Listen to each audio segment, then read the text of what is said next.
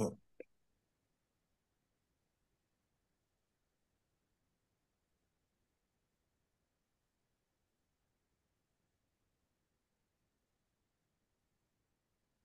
আমরা ট্রান্সপোর্ট ডকুমেন্টের class number 3।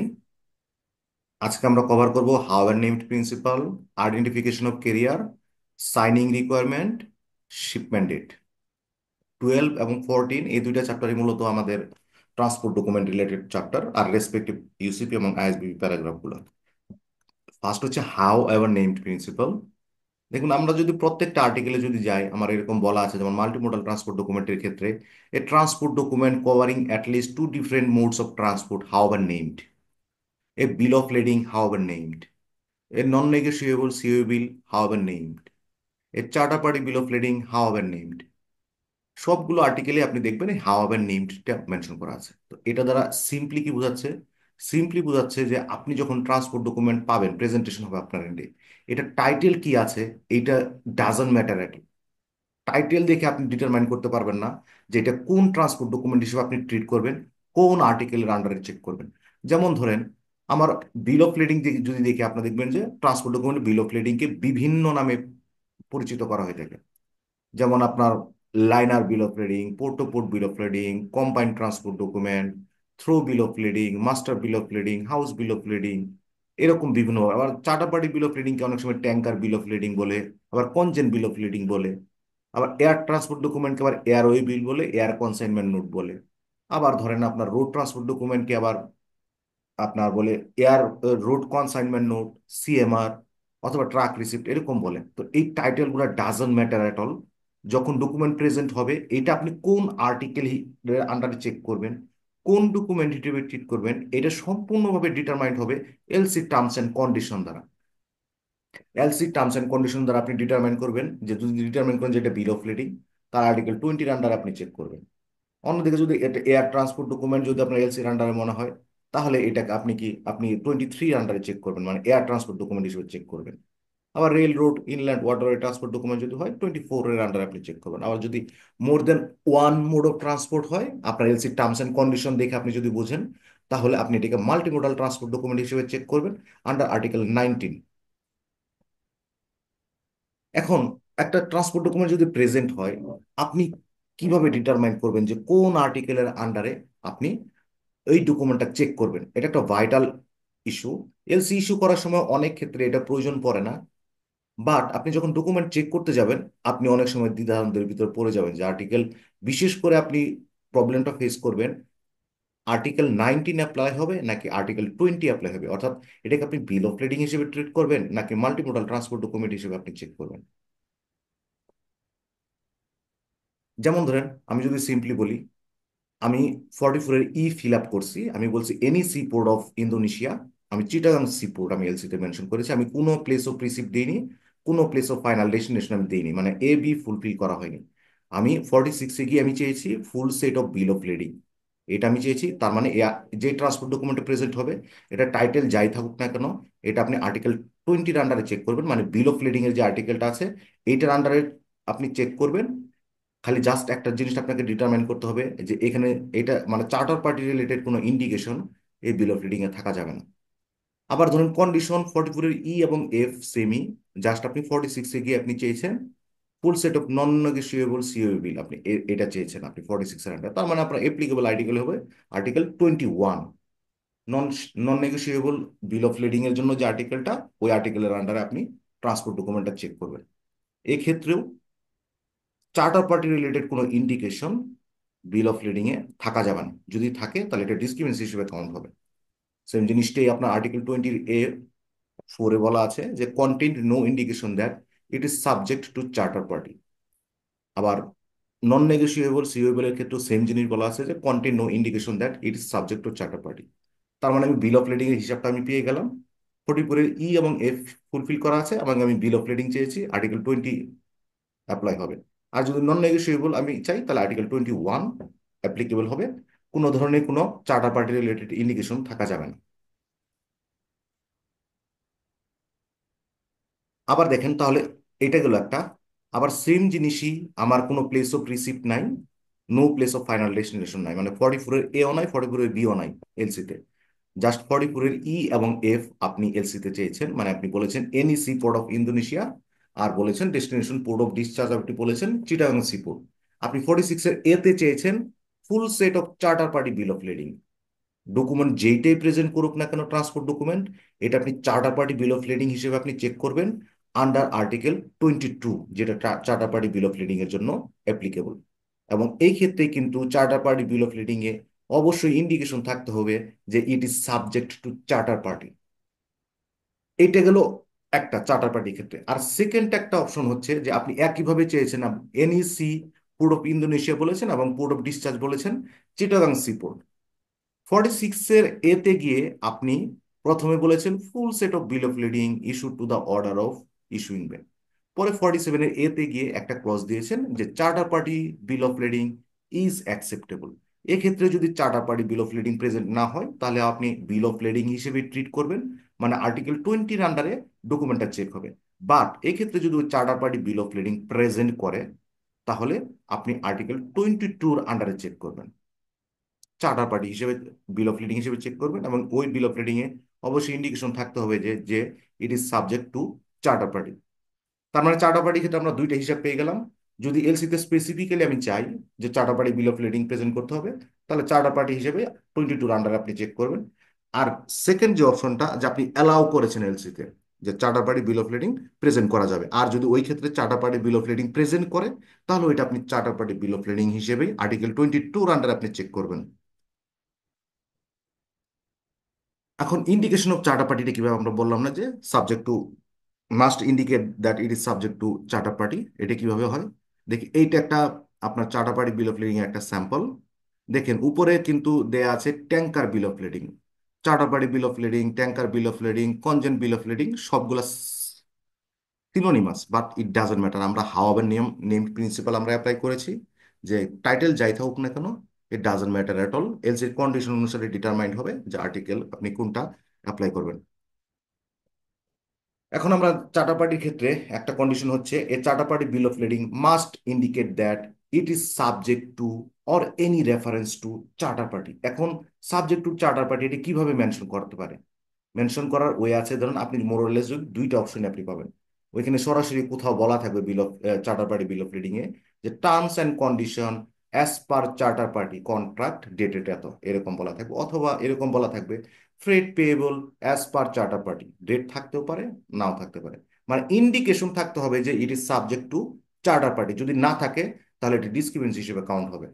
এই যে দেখেন আমাদের এক্সাম্পলে এইখানে কিন্তু স্পেসিফিক্যালি বলা আছে freight payable as per charter party, তার মানে এই প্রেজেন্টেশনটা complying. Tanker bill of lading title আছে, it doesn't matter at all.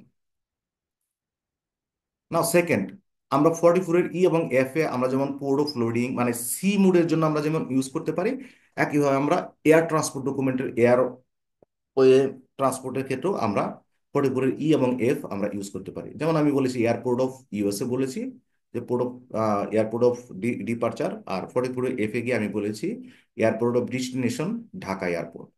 Full set of airway bill আমি চেয়েছি, তার মানে আমার আর্টিকেল 23-র আন্ডারে আমি এই ডকুমেন্টটা চেক করবো, প্রেজেন্টেড ডকুমেন্ট যাই থাকুক না কেন। থার্ড হচ্ছে আমি 44-এর এ এবং বি ফুলফিল করেছি। আমি এখানে বলেছি যে place of taking in charge হচ্ছে ঢাকা এবং এটা যাবে হচ্ছে কলকাতায়, বাই রোডে যাবে। আমি চেয়েছি full set of truck receipt, আমি চেয়েছি full set of truck receipt. তাহলে এক্ষেত্রে আমাকে আর্টিকেল 24 অ্যাপ্লাই হবে। প্রেজেন্টেশন হচ্ছে ডকুমেন্ট যাই প্রেজেন্ট করুক না কেন, আমি আর্টিকেল 24 অ্যাপ্লাই করে এবং রেসপেক্টিভ আইএসবিপি যে প্যারা আছে আমি ওগুলো অ্যাপ্লাই করে ডকুমেন্ট আমি চেক করব। এতক্ষণ পর্যন্ত জিনিসটা সিম্পল ছিল, বাট জটিল হচ্ছে একটা ট্রান্সপোর্ট ডকুমেন্ট আপনি মাল্টি মোডাল ট্রান্সপোর্ট ডকুমেন্ট হিসেবে আপনি চেক করবেন কিনা, অর্থাৎ আর্টিকেল 19-এর আন্ডার আপনি চেক করবেন কিনা, যেখানে ইন্ডিকেশন প্রোভাইড করবে at least two different mode of transport. মানে একের অধিক মোড হইলে আমরা মাল্টিমোডাল ট্রান্সপোর্ট ডকুমেন্ট হিসেবে আমরা ট্রিট করি। কিন্তু এলসিতে কোন ধরনের কন্ডিশন যদি থাকে তাহলে আমি অবশ্যই অবশ্যই আর্টিকেল 19 আমাকে অ্যাপ্লাই করতে হবে। দেখেন এখানে একটা ইন্ডিকেশন প্রোভাইড করেছে যে আপনি আইএসবিপির D1-এ যদি যান, এখানে বলেছে a requirement in a credit for the presentation of a bill of lading however named covering movement of goods utilizing at least two different mode of transport document means that Article 19 is to be applied in the examination document. এতক্ষণ পর্যন্ত তো আমরা কিন্তু আর একটা indication পেয়ে গেলাম। ইন্ডিকেশনটা কি? একটা ডকুমেন্ট আপনি কোন ডকুমেন্ট হিসেবে ট্রিট করবেন, এটা ডকুমেন্ট প্রেজেন্টেশন দ্বারা ডিটারমাইন্ড হবে না। এটা ডিটারমাইন্ড হবে এলসির টার্মস অ্যান্ড কন্ডিশন দ্বারা ডিটারমাইন্ড হবে যে আপনি ডকুমেন্টটা কোন ডকুমেন্ট হিসেবে আপনি ট্রিট করবেন। আমরা মাল্টিমোডাল ট্রান্সপোর্ট ডকুমেন্ট আমি বললাম যে যদি এলসিতে ইন্ডিকেশন থাকে যে more than one mode of transport use হয়েছে, একের অধিক মোড ইউজ হয়েছে, তখনই আমার আর্টিকেল 19 অ্যাপ্লাইড হবে for the examination of the presented transport document. এটা এলসিতে কিভাবে ইন্ডিকেশন থাকে? আপনি দুইভাবে ডিটারমাইন করবেন যে আপনি আর্টিকেল 19 অ্যাপ্লাই করবেন কিনা। ফার্স্ট হচ্ছে আপনি সরাসরি 46 ফিল্ডে চলে যাবেন। 46 ফিল্ডে যদি বলে full set of multimodal transport document, অথবা যদি বলে এরকম full set of combined transport document, অথবা full set of multimodal bill of lading, এরকম যদি ইন্ডিকেশন থাকে তাহলে অটোমেটিক্যালি আর্টিকেল 19 অ্যাপ্লাইড হয়ে যাবে। আপনার আর কোথাও তাকাতে হবে না। আরেকটা অপশন হচ্ছে কি, যখন আপনি রাউটিংটা দেখলেন এলসিতে, এলসি রাউটিং এ যখন আপনি 44 ফিল্ডে গেলেন, আপনি দেখলেন যে রাউটিংটা এমন ভাবে দেওয়া, আপনি দেখেই বুঝে যাচ্ছেন যে more than one mode of transport use হয়েছে। 46 এর এতে আপনি কি চাইছেন ডাজন্ট ম্যাটার। যখন more than one mode of transport use হয়েছে এরকম কোনো ইন্ডিকেশন 44 ফিল্ডে থাকবে, তখনই আর্টিকেল 19 অ্যাপ্লাই হবে। অর্থাৎ এই দুইটা কন্ডিশনের ভিতরে যে কোনো একটা কন্ডিশন মেট হইলেই আপনি মাল্টিমোডাল ট্রান্সপোর্ট ডকুমেন্ট হিসেবে ট্রিট করবেন। আর্টিকেল 19 অ্যাপ্লাই করে আপনি ট্রান্সপোর্ট ডকুমেন্টটা চেক করবেন। পরের অপশনটাতে যেমন F44 এর আমরা দেখতেছি যে এখানে দেখেন ফিল 44-এ আপনার পোর্ট অফ লোডিং ছিল আদিস আবেবা, পোর্ট থেকে জার্নি শুরু হয়েছে।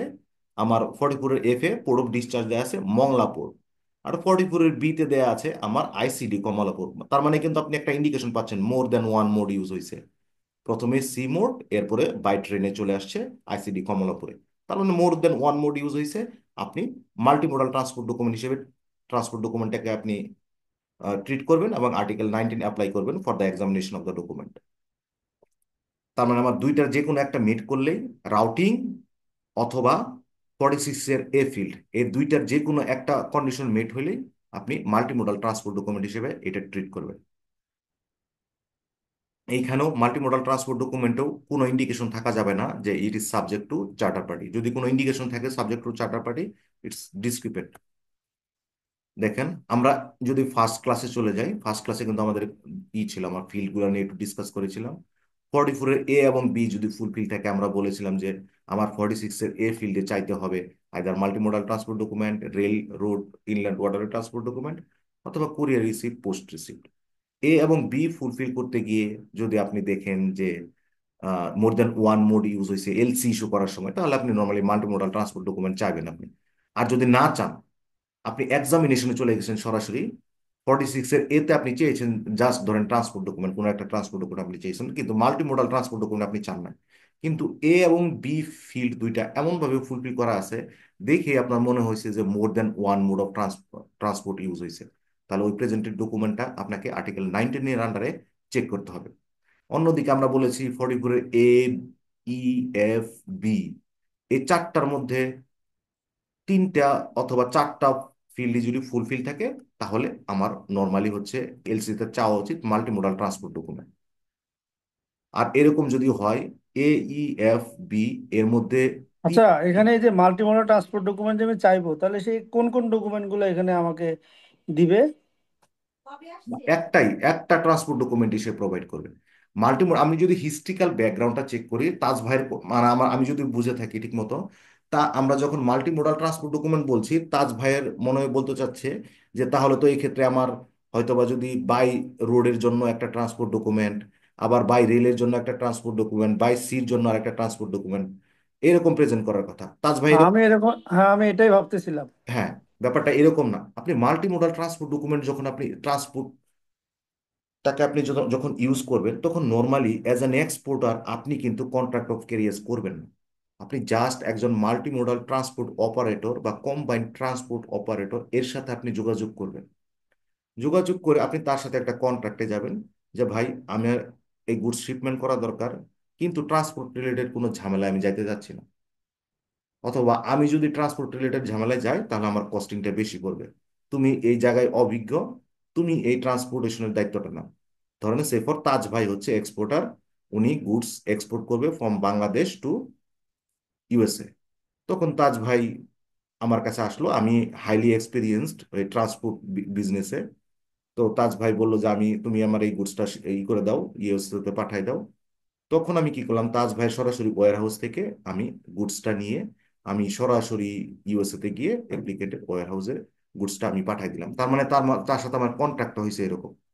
তখন আমি কি করব, যখন তাজ ভাইয়ের কাছ থেকে আমি গুডসটা নিব, নেওয়ার পরে আমি নিজে একটা অ্যাজ এ কেরিয়ার আমি নিজেই একটা ট্রান্সপোর্ট ডকুমেন্ট আমি ইস্যু করব। কন্ট্রাক্ট অফ ক্যারিয়েজ কিন্তু এটা আমার আমার মধ্যে এবং তাজ ভাইয়ের মধ্যে একটা কন্ট্রাক্ট অফ ক্যারিয়েজ হচ্ছে, যেখানে আমি অব্লিগেটেড থাকবো as a multimodal transport operator হিসেবে তাজ ভাইয়ের গুডসটা ইউএসএ পর্যন্ত পৌঁছে দেওয়ার জন্য।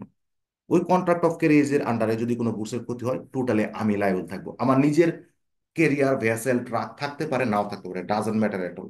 এবং তাজ ভাইয়ের কনসার্ন নয় এটা না, তাজ ভাইয়ের কনসার্ন হচ্ছে গুডসটা যাতে বাংলাদেশ থেকে ঢাকাতে তার ফ্যাক্টরি ওয়্যারহাউস থেকে সরাসরি ইউএসএ ফ্যাক্টরি ওয়্যারহাউসে চলে যায়। এমনকি এই রিলেটেড যদি কোনো ক্ষতি হয়, তাহলে সেই ক্ষতিটা যাতে আমার কাছ থেকে পায়। তো এটার জন্য তার একটা লিগেল ডকুমেন্ট লাগবে। তখনই ওই কন্ট্রাক্ট অফ ক্যারিয়েজের প্রপার রিফ্লেকশনটা হচ্ছে মাল্টিমোডাল ট্রান্সপোর্ট ডকুমেন্ট। তাজ ভাই, একটা ডকুমেন্টই থাকবে, মাল্টিপল ডকুমেন্ট থাকবে না। বুঝতে পারছি। তাহলে এখানে যদি ইন্স্যুরেন্সের কস্ট আসে বা যে কোনো কিছু, সবকিছু তোমার সাথেই এগ্রিমেন্টে চলে যাবে, তাই তো? না, ইন্স্যুরেন্সের ইস্যুটা ডিফারেন্ট। এটা তো আসলে যখন কন্ট্রাক্ট অফ ক্যারিয়েজ হয়, তখন ইন্স্যুরেন্সের ইস্যু নর্মালি আসে না। এয়ার ট্রান্সপোর্টের ক্ষেত্রে অনেক সময় অপশন থাকে, ইন্স্যুরেন্স ইস্যু থাকতে পারে, নাও থাকতে পারে। এটা তো আলটিমেটলি রিস্ক শেয়ারিংটা কিভাবে হবে, এটা ইনকোটার্মস এর আন্ডারে ডিটারমাইন্ড হবে, যে কার রিস্ক কোন জায়গা থেকে কোন পর্যন্ত ই করবে। আলটিমেটলি কন্ট্রাক্ট অফ ক্যারিয়েজের আন্ডারে আপনার গুডসটা আমি ক্যারি করার জন্য লায়েবল। ঠিক আছে। এই কন্ট্রাক্ট অফ ক্যারিয়েজের সময় আমার যদি ঢাকা থেকে আপনার ফ্যাক্টরি ওয়্যারহাউস থেকে ইউএস এর ওই অ্যাপ্লিকেন্টের ফ্যাক্টরি ওয়্যারহাউস পর্যন্ত গুডসটা নিতে যদি গুডসটা কোনো ড্যামেজ বা ক্ষতি হয়, এটার জন্য আমি কিন্তু আপনাকে ইনডেমনিফাই করার জন্য বাধ্য থাকবো ওই ওই কন্ট্রাক্ট অফ ক্যারিয়েজের আন্ডারে। তাজ ভাই। ওকে, ওকে, ওকে, বুঝছি। হ্যাঁ, ঠিক আছে। তার মানে আমরা প্রথম যেটা দেখলাম, এ এবং বি ফিল্ডে যদি ফুলফিল থাকে, তাহলে এটা মাল্টিমোডাল ট্রান্সপোর্ট ডকুমেন্ট হতে পারে বা আদার্স ডকুমেন্টও হতে পারে। আপনার কাছে এক্সামিনেশনের সময় যদি দেখে মনে হয় যে মাল্টিমোডাল ট্রান্সপোর্ট ডকুমেন্ট এটা মানে মোর than one mode of shipment মানে ইউজ হয়েছে, তাহলে আপনি এটা আর্টিকেল 19 এর আন্ডারে চেক করবেন। আর A F A E F B এই চারটার ভিতরে ইন এনি থ্রি কম্বিনেশন অথবা ফোর কম্বিনেশনে যদি ইউজ হয়, তাহলে বাই ডিফল্ট এটা আপনি বুঝেই যাবেন যে more than one mode use হয়েছে, তার মানে এটা মাল্টিমোডাল ট্রান্সপোর্ট ডকুমেন্ট হিসেবে আপনি ট্রিট করবেন। আপনি আর্টিকেল 19 এর আন্ডারে ডকুমেন্টটা চেক করবেন। আমরা কয়েকটা রিয়েল লাইফ এক্সাম্পল দেখি। দেখেন, নর্মালি একটা মাল্টিমোডাল ট্রান্সপোর্ট ডকুমেন্ট যখন আপনি চাচ্ছেন, আপনি এইভাবে ফিল্ডগুলো ফুলফিল করেন। যেমন ধরেন, আপনার মালয়েশিয়া থেকে যদি শিপমেন্ট হয় এত, আর জামান ভাই বারবার বের হয়ে যাচ্ছে আবার ঢুকছে, নেটের সমস্যা হবে। আচ্ছা, শিপমেন্টটা হবে মালয়েশিয়া থেকে, কুয়ালালামপুর থেকে আপনার বাই রোডে প্রথম গুডসটা আপনার গুডসটা আপনার পোর্ট ক্ল্যাংয়ে আসছে, মালয়েশিয়ার পোর্টে, এখান থেকে চিটাগাং পোর্টে আসছে। দেন চিটাগাং পোর্ট থেকে আইসিডি কমলাপুরে আসছে। তার মানে মোড ইউজ হয়েছে তিনটা: বাই রোডে পোর্ট ক্ল্যাং, বাই সিতে চিটাগাং পোর্ট, বাই ট্রেনে হচ্ছে আমার ICD Kamalapur. Multi modal transport document আপনি চেয়েছেন, আপনি আর্টিকেল 19 এর আন্ডারে চেক করবেন মোর দেন ওয়ান মোড ইউজ হয়েছে এবং একই সাথে 46 এর এতে আপনি এই কন্ডিশনারটাও দিয়েছেন।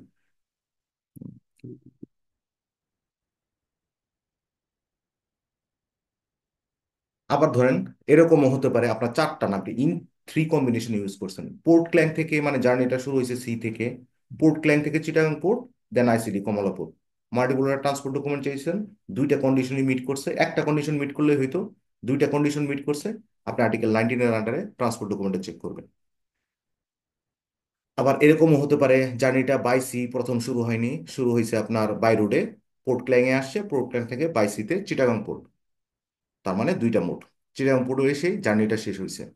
আপনি মাল্টিমোডাল ট্রান্সপোর্ট ডকুমেন্ট চেয়েছেন, দুইটা কন্ডিশনে মিট হয়েছে, আপনি আর্টিকেল 19 এর আন্ডারে ট্রান্সপোর্ট ডকুমেন্ট চেক করবেন। প্রবলেমটা হচ্ছে এই জায়গায়। এটা মূলত পুর এলসি ড্রাফটিং এর কারণে এই প্রবলেমটা অ্যারাইজ করে। আপনি পোর্ট টু পোর্ট শিপমেন্ট চেয়েছেন, পোর্ট ক্ল্যাং থেকে চিটাগাং পোর্ট, একটা মোড ইউজ হয়েছে, বাট আপনি ডকুমেন্ট চেয়ে বসছেন full set of multimodal transport document, অথবা full set of bill of lading, অথবা কম্বাইন্ড ট্রান্সপোর্ট ডকুমেন্ট আপনি এরকম চাইছেন। এক্ষেত্রেও কিন্তু আপনি যেহেতু একটা কন্ডিশন মেট করে গেল, আমরা যে দুইটা কন্ডিশন দেখলাম 46 এর অথবা রাউটিং, এটা দেখে যদি আমার মনে হয় যে কোনো একটা multimodal transport document multimodal multiple mode use হয়েছে, তখনই কিন্তু আমার article 19 will be applied for the examination of presented transport document. এটা হলো একটা। এখন দেখেন, ইন্টারেস্টিং ফ্যাক্টর হচ্ছে এটা, আপনি রাউটিংটা দেখে বুঝছেন more than one mode use হয়েছে। 46 এর ফিল্ডে গিয়ে আপনি চেয়েছেন full set of bill of lading.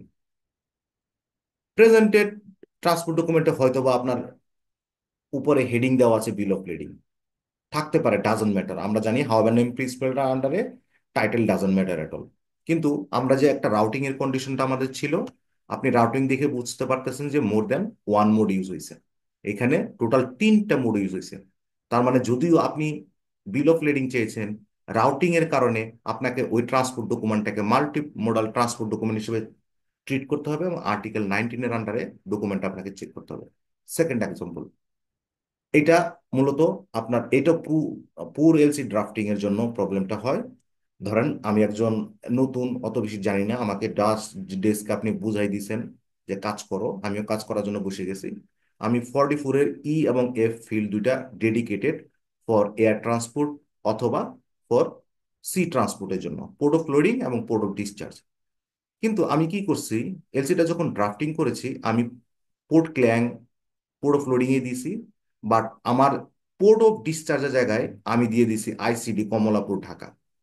এটা তো হওয়ার কথা ছিল আমার 44 এর বিতে, মানে প্লেস অফ ডেস্টিনেশনে হওয়ার কথা ছিল প্লেস অফ আইসিডি কমলাপুর ঢাকাটা, কিন্তু আমি 44 এর এফ মানে পোর্ট অফ ডিসচার্জের জায়গায় আমি এটা দিয়ে দিয়েছি, দিয়ে আমি চেয়েছি full set of bill of lading. কিন্তু আপনি রাউটিংটা দেখেই কিন্তু বুঝতে পারতেছেন একাধিক মোড ইউজ হয়েছে। পোর্ট ক্ল্যাং থেকে বাই সিতে প্রথম আসছে, এরপরে আইসিডি কমলাপুর ট্রেনে আসছে, দুইটা মোড ইউজ হয়েছে। তার মানে এই ক্ষেত্রেও আপনি যদিও বিল অফ লেডিং চেয়েছেন, আপনি আর্টিকেল 19 এর আন্ডারে এটাকে মাল্টি মোডাল ট্রান্সপোর্ট ডকুমেন্ট হিসেবে ট্রিট করে আপনি আর্টিকেল 19 এর আন্ডারে ডকুমেন্টটা চেক করবেন। নাও এটা গেল যে আমি কোন আর্টিকেলের আন্ডারে আমি ডকুমেন্টটা প্রেজেন্টেড ডকুমেন্টটা চেক করব বা কোন ডকুমেন্ট হিসেবে ট্রিট করব। সেকেন্ড রিকোয়ারমেন্ট হচ্ছে যে কেরিয়ারের নেম কিভাবে আইডেন্টিফাই করতে হবে বা আইডেন্টিফাই করা ম্যান্ডেটরি কিনা। সবগুলো ট্রান্সপোর্ট ডকুমেন্টে অবশ্যই কেরিয়ারের নেম আইডেন্টিফাই করতে হবে, accept charter party bill of lading. Charter party bill of lading নিয়ে আপনার কেরিয়ার নেম আইডেন্টিফাই করা দরকার নাই, প্রয়োজন নাই, কারণ এটা কেরিয়ার টাইপ অফ ট্রান্সপোর্ট না। এছাড়া আদার্স যেগুলো আছে, bill of lading, non negotiable sea way bill, multimodal transport document, air way bill, road rail road inland waterway transport document, সবগুলাতে কেরিয়ারের নেম আইডেন্টিফাই করা থাকতে হবে। আবার দেখবেন আপনি যে বিশেষ করে রোড ট্রান্সপোর্ট ডকুমেন্টের ক্ষেত্রে কেরিয়ারকে অনেক সময় শুধুমাত্র কেরিয়ার বলে না, অনেক সময় বলে issuing career, as actual career, as সাকসিডিং career, as contracting career, এরকম ইন্ডিকেশন থাকতে পারে। তো এরকম ইন্ডিকেশন থাকলে ডাজন্ট ম্যাটার, এটা অ্যাকসেপ্টেবল, আপনি কেরিয়ার হিসেবে এটা ট্রিট করবেন। সেকেন্ড ইস্যু হচ্ছে, এটা খুব ইন্টারেস্টিং, আপনার যখন রেল ট্রান্সপোর্ট ডকুমেন্ট যখন প্রেজেন্টেশন হয়, ওইটা ওরা অত বেশি আপনার ইয়েতে ট্রান্সপোর্টেশনের ক্ষেত্রে অত বেশি অভিজ্ঞ না। রেল ট্রান্সপোর্ট ডকুমেন্টে অনেক সময় কেরিয়ার আইডেন্টিফাই করা থাকবে না, এখানেও কিন্তু ম্যান্ডেটরি রেল ট্রান্সপোর্ট ডকুমেন্টেও কেরিয়ার নেম আইডেন্টিফাই করা থাকতে হবে, কিন্তু নাও থাকতে পারে। রেল ট্রান্সপোর্ট ডকুমেন্টে কেরিয়ার নেম আইডেন্টিফাই করা নাও থাকতে পারে। এই ক্ষেত্রে যদি সাইন করার পরে নিচে রেলওয়ে কোম্পানি অথবা রেলওয়ে স্টেশন অফ ডিপারচারের নাম থাকে, তাহলে আপনি ধরে নেবেন যে কেরিয়ার নেম আইডেন্টিফাই হয়ে গেছে। যেমন ধরেন সাইন করার পরে নিচে লেখা হলো বাংলাদেশ রেলওয়ে, আপনি ধরে নেবেন ও কিন্তু বলেনি বাংলাদেশ রেলওয়ে অ্যাজ ক্যারিয়ার, এই ওয়ার্ডটা কিন্তু বলেনি, অথবা বাংলাদেশ রেলওয়ে দা ক্যারিয়ার এরকম কিন্তু বলেনি।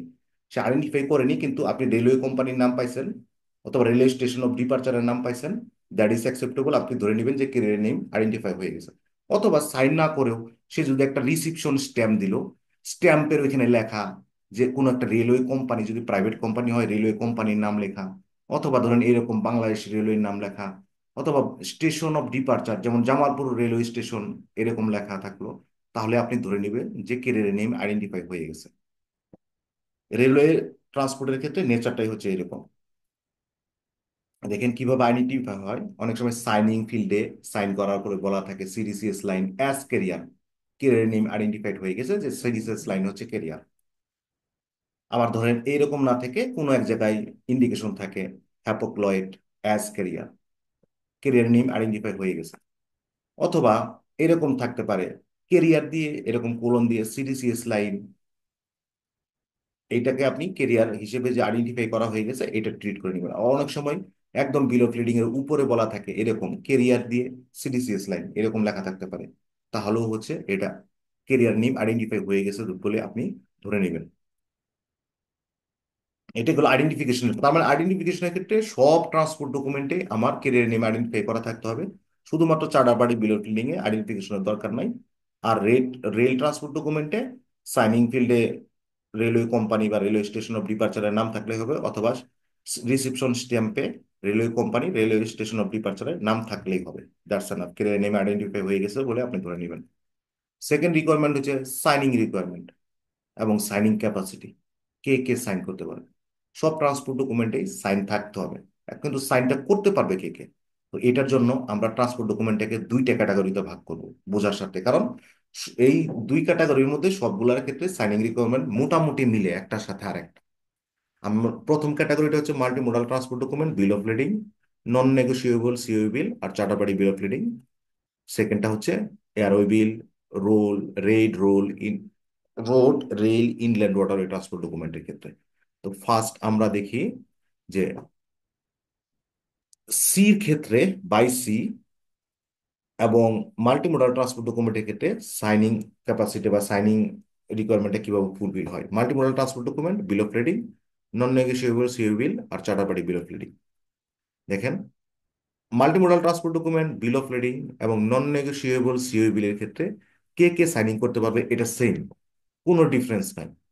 এই তিনটা ডকুমেন্টে সাইন করতে পারবে চারজন ব্যক্তি।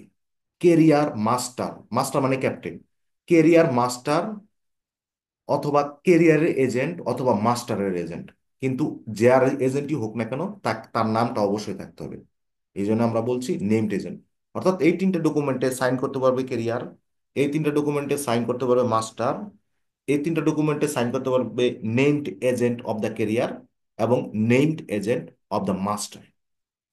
Charter party bill of lading এর ক্ষেত্রে একটু ডিফারেন্ট।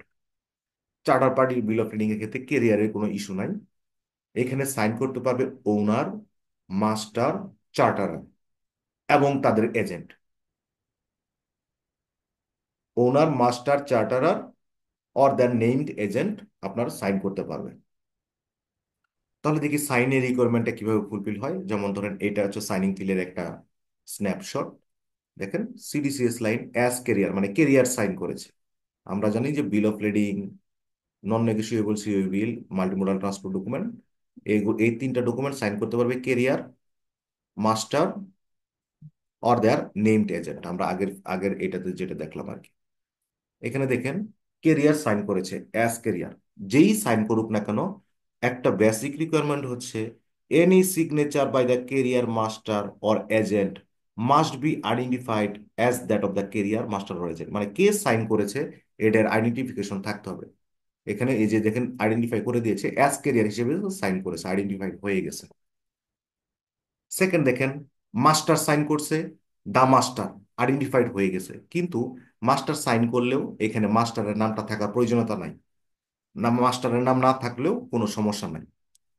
সেকেন্ড ইস্যু হচ্ছে মাস্টার যখন সাইন করে, সাইন করার পরে অনেক সময় একটা স্ট্যাম্প থাকে, ওই স্ট্যাম্পটাকে বলে শিপড, শিপ স্ট্যাম্প বলে এটা, হ্যাঁ। ওই শিপ স্ট্যাম্পে ভ্যাসেলের নাম থাকে, অনেক সময় ওনারের নামও থাকে। তো এটা অ্যাকসেপ্টেবল, এটা আপনার আইএসবিবি 821 এর নতুন সংযোজন। মাস্টারের নামের সাথে আলাদা স্ট্যাম্পে আলাদা বেসিক কিছু ইনফরমেশন থাকতে পারে, এটা অ্যাকসেপ্টেবল। থার্ড ইস্যু হচ্ছে এজেন্ট সাইন করতে পারবে। এজেন্ট যদি সাইন করে এজেন্ট মাস্ট বি নেমড, মানে এজেন্টের নামটা থাকতে হবে। দেখেন এখানে সাইন করেছে আলফালা লজিস্টিক্স, নামটা আছে অ্যাজ এজেন্ট, এবং কি কার এজেন্ট হিসেবে সে সাইন করতেছে এটা অবশ্যই বলতে হবে। সে কেরিয়ারের এজেন্ট হিসেবে সাইন করতেছে নাকি মাস্টারের এজেন্ট হিসেবে সাইন করতেছে, এটা বলতে হবে তাকে অবশ্যই। এখানে সে কিন্তু ইন্ডিকেট করে দিয়েছে।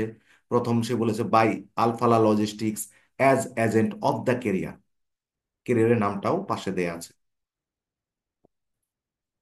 আবার যখন ধরেন সে কেরিয়ারের নামটা যখন অন্য কোথাও আপনার আইডেন্টিফাই করা থাকে, ধরেন আমরা দেখলাম না যে হ্যাপোগ্লয়েড অ্যাস কেরিয়ার ভিতরে কোথাও বলা আছে, তখন সাইনিং ফিল্ডে আবার নতুন করে কেরিয়ারের নামটা বলার প্রয়োজনীয়তা নাই। জাস্ট এখানে যে দেখেন by Alfalah Logistics as agent of the carrier, এখানে আর কেরিয়ারের নামটা নাই, এখানে কেরিয়ারের নামটা থাকার প্রয়োজনীয়তা নাই। মাস্টারের এজেন্টও সাইন করতে পারবে, ওইখানেও এজেন্টের নামটা মেনশন থাকতে হবে এবং কারা এজেন্ট হিসেবে সাইন করতেছে তাকে এটা মেনশন করতে হবে। এখানে by signed by Alfalah Logistics as agent of the master, মাস্টারের এজেন্ট হিসেবে সে সাইন করেছে, মাস্টারের নামটা থাকার কোনো দরকার নাই। আবার অনেক সময় আপনার মেইন কনফিউশনে পড়বেন কখন দেখেন, উপরে বলা আছে কসকো শিপিং লাইন সিঙ্গাপুর, এবং কি সে কেরিয়ার হিসেবে আইডেন্টিফাই করা আছে দা কেরিয়ার। কিন্তু সাইনিং ফিলে যখন আপনি যাচ্ছেন, ওইখানে জাস্ট বলা আছে signed by Cosco shipping line Malaysia branch, এরকম বলা আছে। আপনি কনফিউজড হয়ে যাচ্ছেন যে এখানে সিঙ্গাপুর, এখানে মালয়েশিয়া, এটা অ্যাকসেপ্টেবল কিনা, এটা তো ডিসক্রিপেন্ট। যে কেরিয়ার সে সাইন করেনি এটা ডিসক্রিপেন্ট আপনি বলতেছেন, কিন্তু আলটিমেটলি ডিসক্রিপেন্ট না। মেইন কেরিয়ারের যে কোনো ব্রাঞ্চ যদি সাইন করে তাহলে এটা অ্যাকসেপ্টেবল হিসেবে ধরে নেওয়া হবে। ব্রাঞ্চটা ওই কান্ট্রির ভিতরেও হতে পারে, আবার ওই কান্ট্রির আদার্স কোনো কান্ট্রিরও তার অবস্থান হতে পারে। এই জিনিসটা এখানে বলছে when a bill of lading is sign by a named branch of the carrier, the signature is considered to have been made by the career.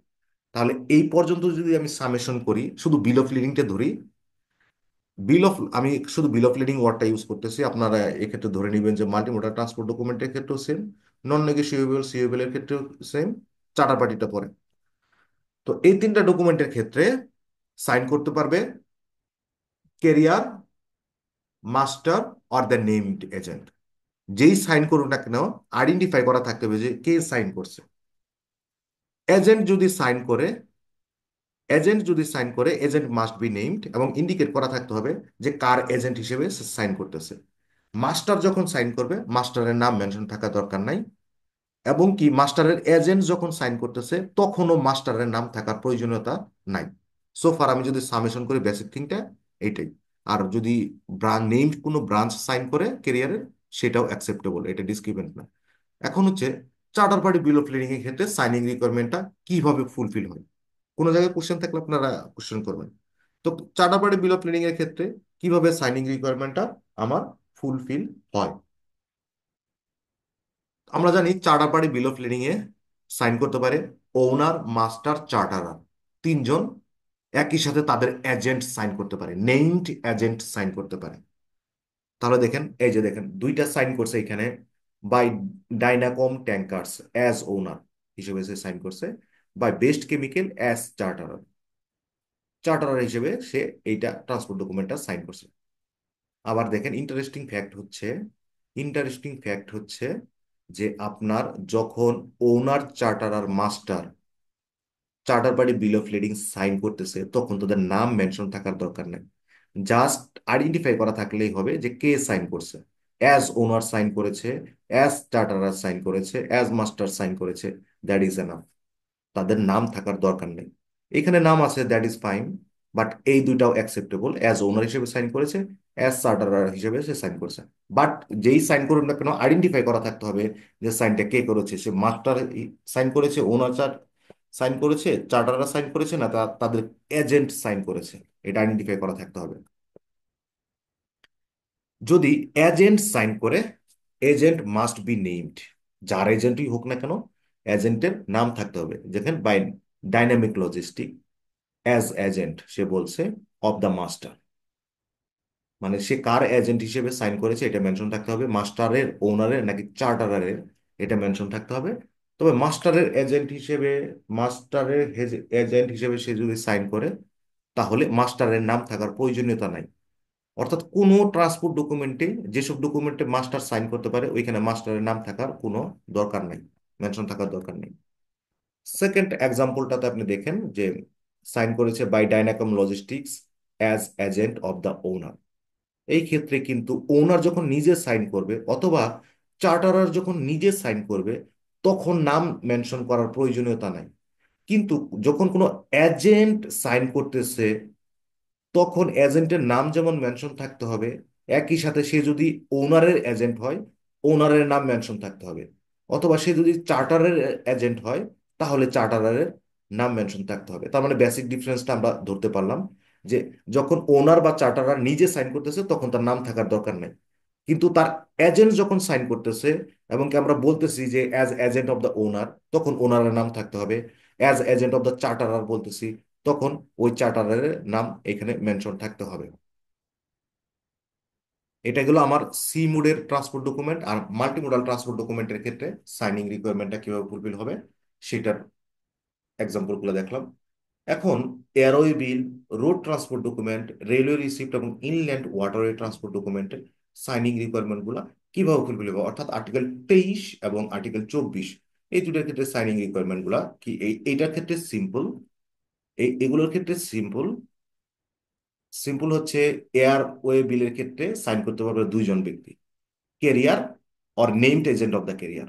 Road transport ডকুমেন্টের ক্ষেত্রে সেম, কেরিয়ার অথবা তার নেমড এজেন্ট সাইন করতে পারবে।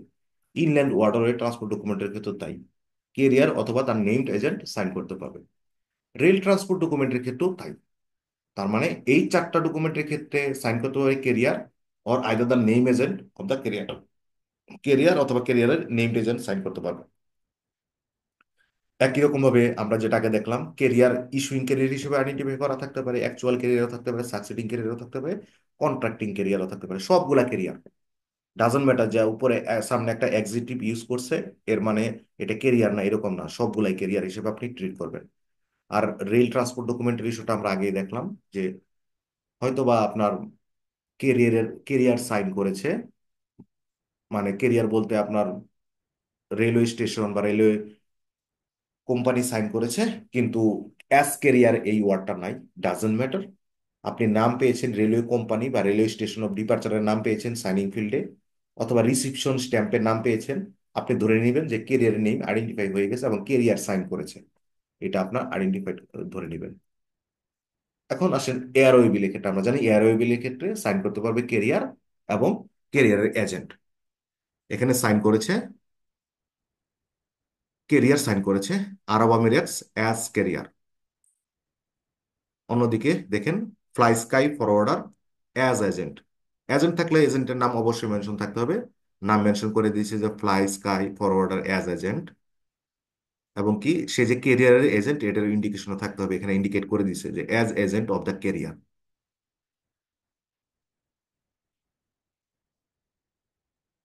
আর second ইস্যুটা হচ্ছে বিল of lading এর মতোই, যদি কেরিয়ারের নেম অন্য কোথাও আইডেন্টিফাই করা থাকে এয়ারওয়ে বিলের ক্ষেত্রে, তাহলে সাইনিং ফিলে ফার্দার আবার কেরিয়ারের নামটা মেনশন করার কোনো দরকার নাই।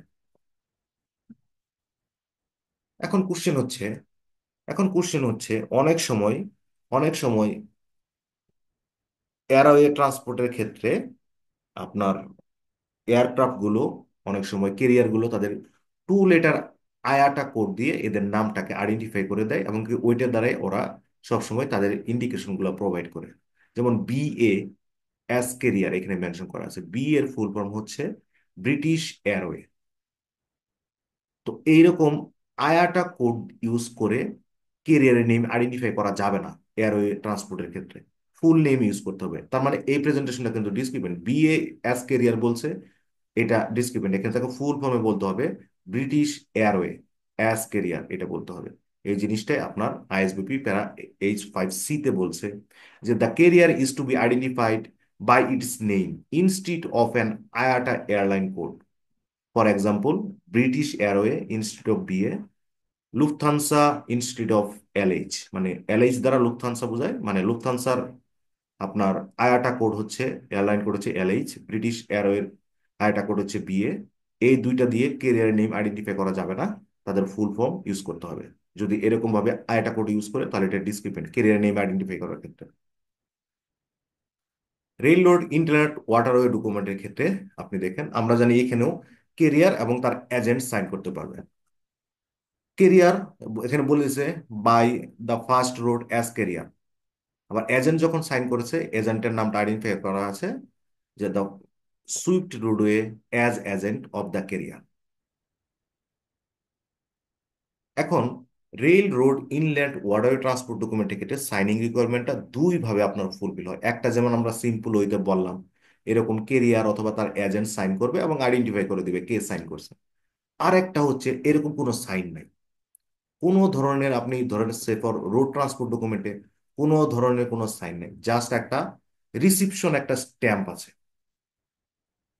ওই রিসিপশন স্ট্যাম্প যদি থাকে, ওই রিসিপশন স্ট্যাম্পটা আপনি সিগনেচার হিসেবে ধরে নেবেন। ওই রিসিপশন স্ট্যাম্পে সিগনেচার থাকতে পারে, ইনিশিয়ালও থাকতে পারে, বাট ওইটা ইন্ডিকেট করে দিতে হবে যে ওই রিসিপশন স্ট্যাম্পটা কি কেরিয়ারের নাকি named agent of the carrier. তাহলে সাইনিং রিকোয়ারমেন্টটা ফুলফিল হয়ে যাবে। অর্থাৎ আর্টিকেল 24 এর আন্ডারে আমার সাইনিং রিকোয়ারমেন্ট দুইভাবে ফুলফিল হয়: ম্যানুয়ালি সাইন করে দেন আইডেন্টিফাই করা, অথবা রিসিপশন স্ট্যাম্প দিয়ে সিগনেচার দিয়ে অথবা নোটেশন দিয়ে সে জাস্ট হচ্ছে মেনশন করে দিল যে গুডস হ্যাজ বিন রিসিভড, এবং আইডেন্টিফাই করে দিল যে এইটা রিসিপশন স্ট্যাম্পটা কে দিল, either career or it's named agent. যদি এজেন্ট যদি রিসিপশন রিসিভ করে, তাহলে এজেন্টের নামটা থাকতে হবে এবং তাকে বলতে হবে যে for on behalf of the career. এই যে দেখেন আমরা ওইটা আগে যেমন বললাম যে বাংলাদেশ রেলওয়ে দেখেন জাস্ট সাইন করছে, এখন কিন্তু বলে নাই অ্যাজ কেরিয়ার, অথবা আপনার বলে নাই যেখানে অন্য কোথাও আপনার রেলওয়ে ট্রান্সপোর্ট ডকুমেন্টে এটা বলা নাই যে বাংলাদেশ রেলওয়ে অ্যাজ কেরিয়ার, এরকম আইডেন্টিফাই করা নাই। ডাজন্ট ম্যাটার, আপনি রেলওয়ে কোম্পানি বা রেলওয়ে স্টেশন অফ ডিপার্চারের নাম পাইছেন, মানে কেরিয়ারের নেম আইডেন্টিফাই হয়ে গেছে। তার মানে এই ক্ষেত্রে সাইন করেছে আপনার কেরিয়ার নিজেই সাইন করেছে বলে আপনি ধরে নেবেন।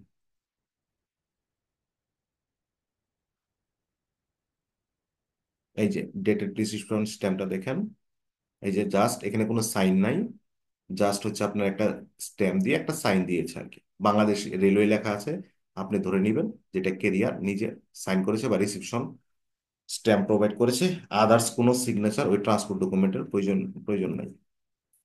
এখন এখন হচ্ছে কি আমরা যেই টপিকটাতে মুভ করতেছি এটা খুবই ভাইটাল একটা টপিক। শিপমেন্ট ডেটটাকে আপনার ডিটারমাইন করা। শিপমেন্ট ডেট আমার অনেক কিছুর সাথে রিলেটেড। আমার লেট প্রেজেন্টেশন হলো কিনা, তারপর আমার ম্যাচুরিটি ডেট ক্যালকুলেশনের ক্ষেত্রে আমার কিন্তু শিপমেন্ট ডেটটা খুব লাগে, আমার খুব ইউজ হয়। অথবা আমার লেটেস্ট ডেট অফ শিপমেন্টের পরে শিপমেন্ট হলো কিনা এটা আমাকে ডিটারমাইন করতে হয়। খুব ভাইটাল তিনটা পয়েন্ট আমার কিন্তু। তাহলে আমাদের জানতে হবে যে একটা ট্রান্সপোর্ট ডকুমেন্টে আমরা শিপমেন্ট ডেটটা কিভাবে আইডেন্টিফাই করব। তো এটা ডিটারমাইন করার জন্য আমরা ট্রান্সপোর্ট ডকুমেন্টগুলোকে দুইটা ক্যাটাগরিতে ভাগ করব। সি মোডের যে তিনটা ট্রান্সপোর্ট ডকুমেন্ট আছে, bill of lading, non negotiable sea way bill, charter party bill of lading, আর মাল্টি মোডাল ট্রান্সপোর্ট ডকুমেন্ট। এখানে খেয়াল করেন, মাল্টি মোডাল ট্রান্সপোর্ট ডকুমেন্ট যেটার ফার্স্ট লেগ অফ জার্নি ছিল সি, মানে যেটা জার্নি শুরু হয়েছে আপনার সির মাধ্যমে। অর্থাৎ আমরা আগের এক্সাম্পলে যেরকম বললাম যে পোর্ট ক্ল্যাং থেকে জার্নি শুরু হয়েছে, চিটাগাং পোর্টে আসছে, দেন আইসিডি কমলাপুরে গেছে, তার মানে ফার্স্ট লেগ অফ জার্নি আমার সি। এইটার এই চার ধরনের ডকুমেন্টের ক্ষেত্রে আমরা শিপমেন্ট ডেট কিভাবে ডিটারমাইন করতে হয় এটা মোরলেস সেম, একই রকমের। আর airway, road transport document, rail receipt, inland waterway transport ডকুমেন্টের ক্ষেত্রে আপনার শিপমেন্ট ডেটের ডিটারমিনেশন সেম।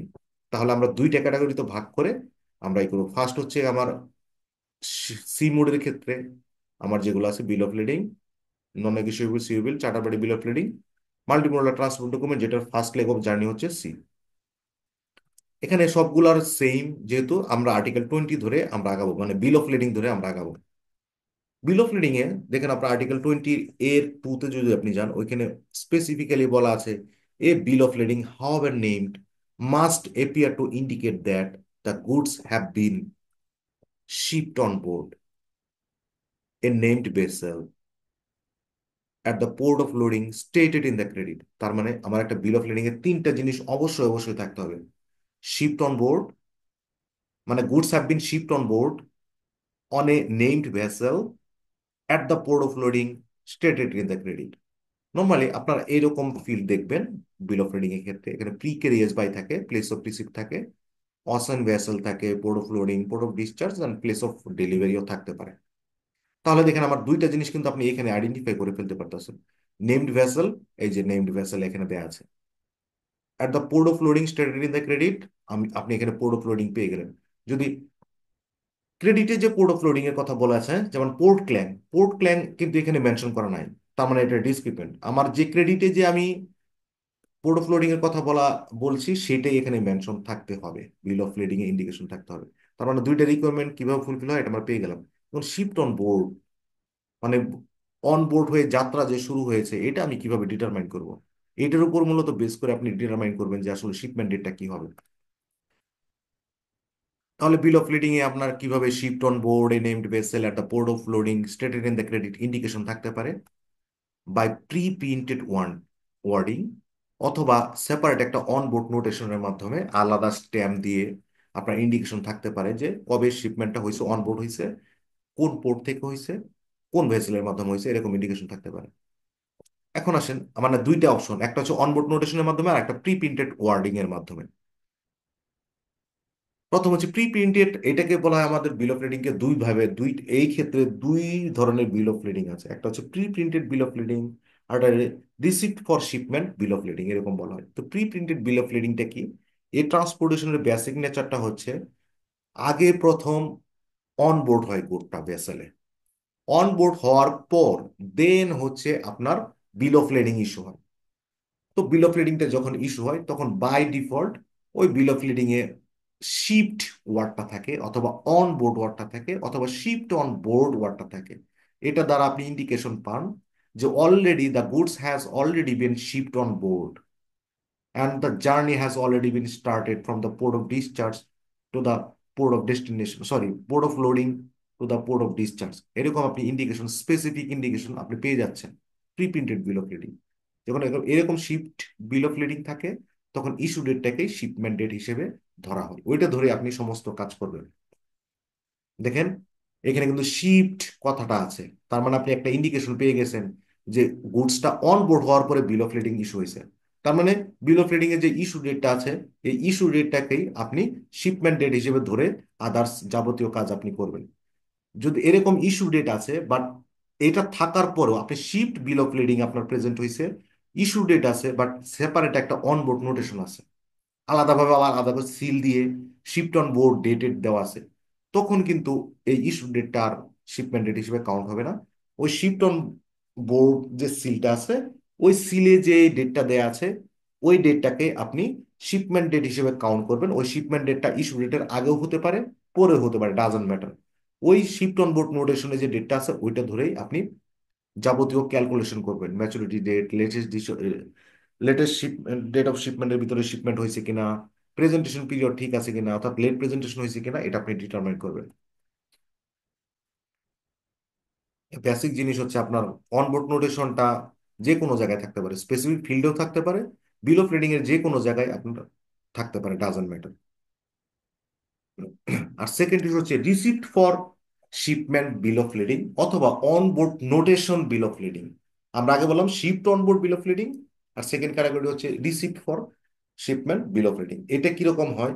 ধরেন আগে প্রথম আপনার কাছ থেকে গুডসটা যখন ক্যারিয়ার বুঝে নিচ্ছে, তখন একটা বিল অফ লেডিং আপনাকে দিচ্ছে, তখনও কিন্তু অনবোর্ড হয় না। ওইখানে বলা আছে রিসিপ্ট ওয়ার্ডটা আছে, অথবা টেকেন ইন চার্জ এরকম ওয়ার্ড আছে, তখনও কিন্তু ওই বিল অফ লেডিং কিন্তু ইন্ডিকেশন প্রোভাইড করছে না যে শিপমেন্টটা হয়েছে।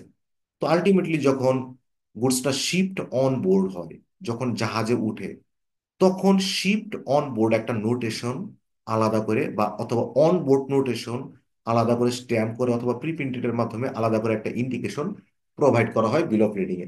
ধরেন বিল অফ লেডিংটা সে ফর ইস্যু হয়েছে 28 তারিখে, যাত্রা শুরু হয়েছে 28 তারিখে, বিল অফ লেডিং ইস্যু হয়েছে, মানে রিসিপ্ট ওয়ার্ডটা আছে। এরপরে যাত্রা শুরু হয়েছে 30 তারিখে, 30 তারিখে যাত্রা শুরু হওয়ার পর ওই বিল অফ লেডিং এ আবার একটা সেপারেট ইন্ডিকেশন থাকবে শিফট অন বোর্ড 30/12/24, মানে 30/12/24 যাত্রাটা শুরু হয়েছে। তাহলে এক্ষেত্রে কিন্তু আপনি ইস্যু ডেট 28/12 ধরে আপনি ক্যালকুলেশন করবেন না, আপনি করবেন শিফট অন বোর্ডে যে আপনার ডেটটা আছে ওই ডেটটা ধরেই আপনি যাবতীয় ক্যালকুলেশন করবেন। দেখেন এটা একটা receipt for shipment bill of lading, একটা দেখেন রিসিপ্ট ওয়ার্ড আছে, এখানে কিন্তু শিপড ওয়ার্ডটা নাই। রিসিপ্ট বিল অফ লেডিং, এক্ষেত্রে আপনি আমি যেরকম বললাম যে রিসিভ, টেকেন ইন চার্জ আর দ্য সিমিলার ওয়ার্ড, তো এই ক্ষেত্রে আপনি ইস্যু ডেটটাকে আর শিপমেন্ট ডেট হিসেবে কাউন্ট করবেন না। সেপারেট একটা নোটেশন থাকবে যেদিন যাত্রা শুরু হবে ওই দেখেন শিফট অন বোর্ড একটা নোটেশন আছে 23/1/2025। 23/1/2025 ধরে আপনি আপনার এন্ডে যাবতীয় ক্যালকুলেশন করবেন। এক্ষেত্রে আর ইস্যু ডেট ধরে আপনি ক্যালকুলেশন করবেন না, যদিও এইখানে সেম, বাট যদি বিল অফ লেডিং এ ডিফারেন্ট হয়, ধরেন এখানে 23/1 আছে বাট এখানে 30/1 আছে, তাহলে আপনি 30/1 ধরে ক্যালকুলেশন করবেন। শিফট অন বোর্ডে যদি 30/1 থাকে, অথবা এখানে 23/1 আছে, এটা আর্লিও হতে পারে। যদি আর্লি হয়, শিফট অন বোর্ডে যে ডেটটা আছে সেই ডেট ধরে ক্যালকুলেশন করবেন। তার মানে বেসিক দুইটা আমি কিন্তু থিংস পেয়ে গেলাম। একটা হচ্ছে শিফট ওয়ার্ডটা যদি থাকে বিল অফ লেডিং এ, তাহলে ইস্যু ডেট ধরেই আমি যাবতীয় ক্যালকুলেশন করব। আর রিসিপ্ট অথবা টেকেন ইন চার্জ যদি ওয়ার্ডটা থাকে বিল অফ ট্রেডিং এ, তাহলে আলাদা ডেটেড অন বোর্ড নোটেশন লাগবে বিল অফ ট্রেডিং এ। ওই ডেটেড অন বোর্ড নোটেশন ধরে আমি আমার যাবতীয় ক্যালকুলেশন করব। আবার ধরেন শিফট বিল অফ লেডিং ইস্যু হয়েছে, কিন্তু সেপারেট যদি অন বোর্ড নোটেশন থাকে, তাহলে ওই অন বোর্ড নোটেশনের ডেটটা ধরে আমি আমার যাবতীয় ক্যালকুলেশন করব। আর একটা কিন্তু আন্ডারস্ট্যান্ডিং আপনি পেয়ে গেলেন এখানে। সিচুয়েশন দায়ী থাকুক না কেন, অন বোর্ড নোটেশন যদি থাকে, ওই অন বোর্ড নোটেশন ধরে আপনি যাবতীয় কাজ করবেন।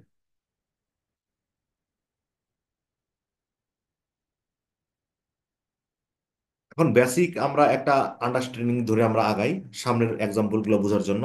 ধরেন আমার এখন থেকে অনওয়ার্ড আমরা যত ডিসকাশন করব, আমরা একটা ক্রেডিটের কন্ডিশন ধরে আগাবো। আমার শিপমেন্ট শুরু হয়েছে পোর্ট ক্ল্যাং থেকে চিটাগাং পোর্ট পর্যন্ত। আমার এলসি তে কন্ডিশন ছিল, আমি আমি চেয়েছি full set of bill of lading চেয়েছি আমি। দুইটা কন্ডিশন, মানে পোর্ট ক্ল্যাং থেকে চিটাগাং পোর্ট, এবং চেয়েছি বিল অফ লেডিং।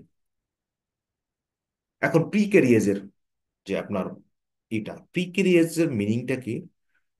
ধরেন আমার এই ক্ষেত্রে যে মেডিটেরিয়ান নাইটস যেটা আছে, ভ্যাসেলটা আছে, এইটার এক্সাম্পলটা দ্বারা আমরা বুঝছি যে পোর্ট অফ লোডিং থেকে চিটাগাং পোর্ট পর্যন্ত গুডসটা নিয়ে যাচ্ছে মেডিটেরিয়ান নাইটস, এই ভ্যাসেলটা নিয়ে যাচ্ছে।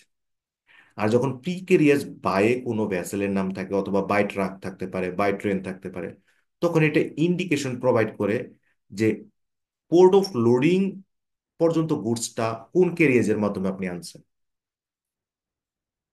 এখানে বাই ট্রাকও থাকতে পারে, তার মানে তখন ইন্ডিকেশন প্রোভাইড করবে যে বাই ট্রাক মানে হচ্ছে ট্রাকের মাধ্যমে পোর্ট অফ লোডিং পর্যন্ত গুডসটা আনা হয়েছে, দেন পোর্ট অফ লোডিং থেকে মেডিটেরিয়ান নাইটসে করে গুডসটা চিটাগাং পোর্টে আসছে, এরকম আপনি বুঝবেন।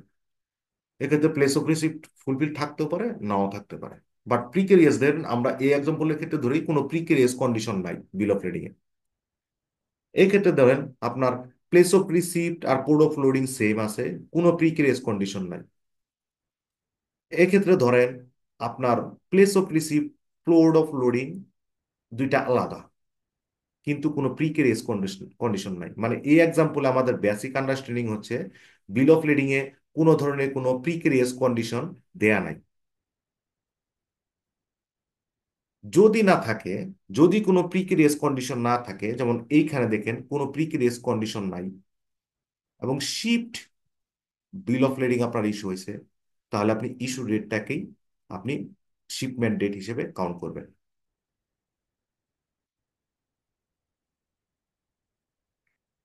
কিন্তু কিন্তু কোশ্চেন হচ্ছে যে আমার প্রিকেরিয়াস কন্ডিশনও নাই, ইস্যু ডেট আছে, কিন্তু আলাদা একটা separate on board notation date আছে।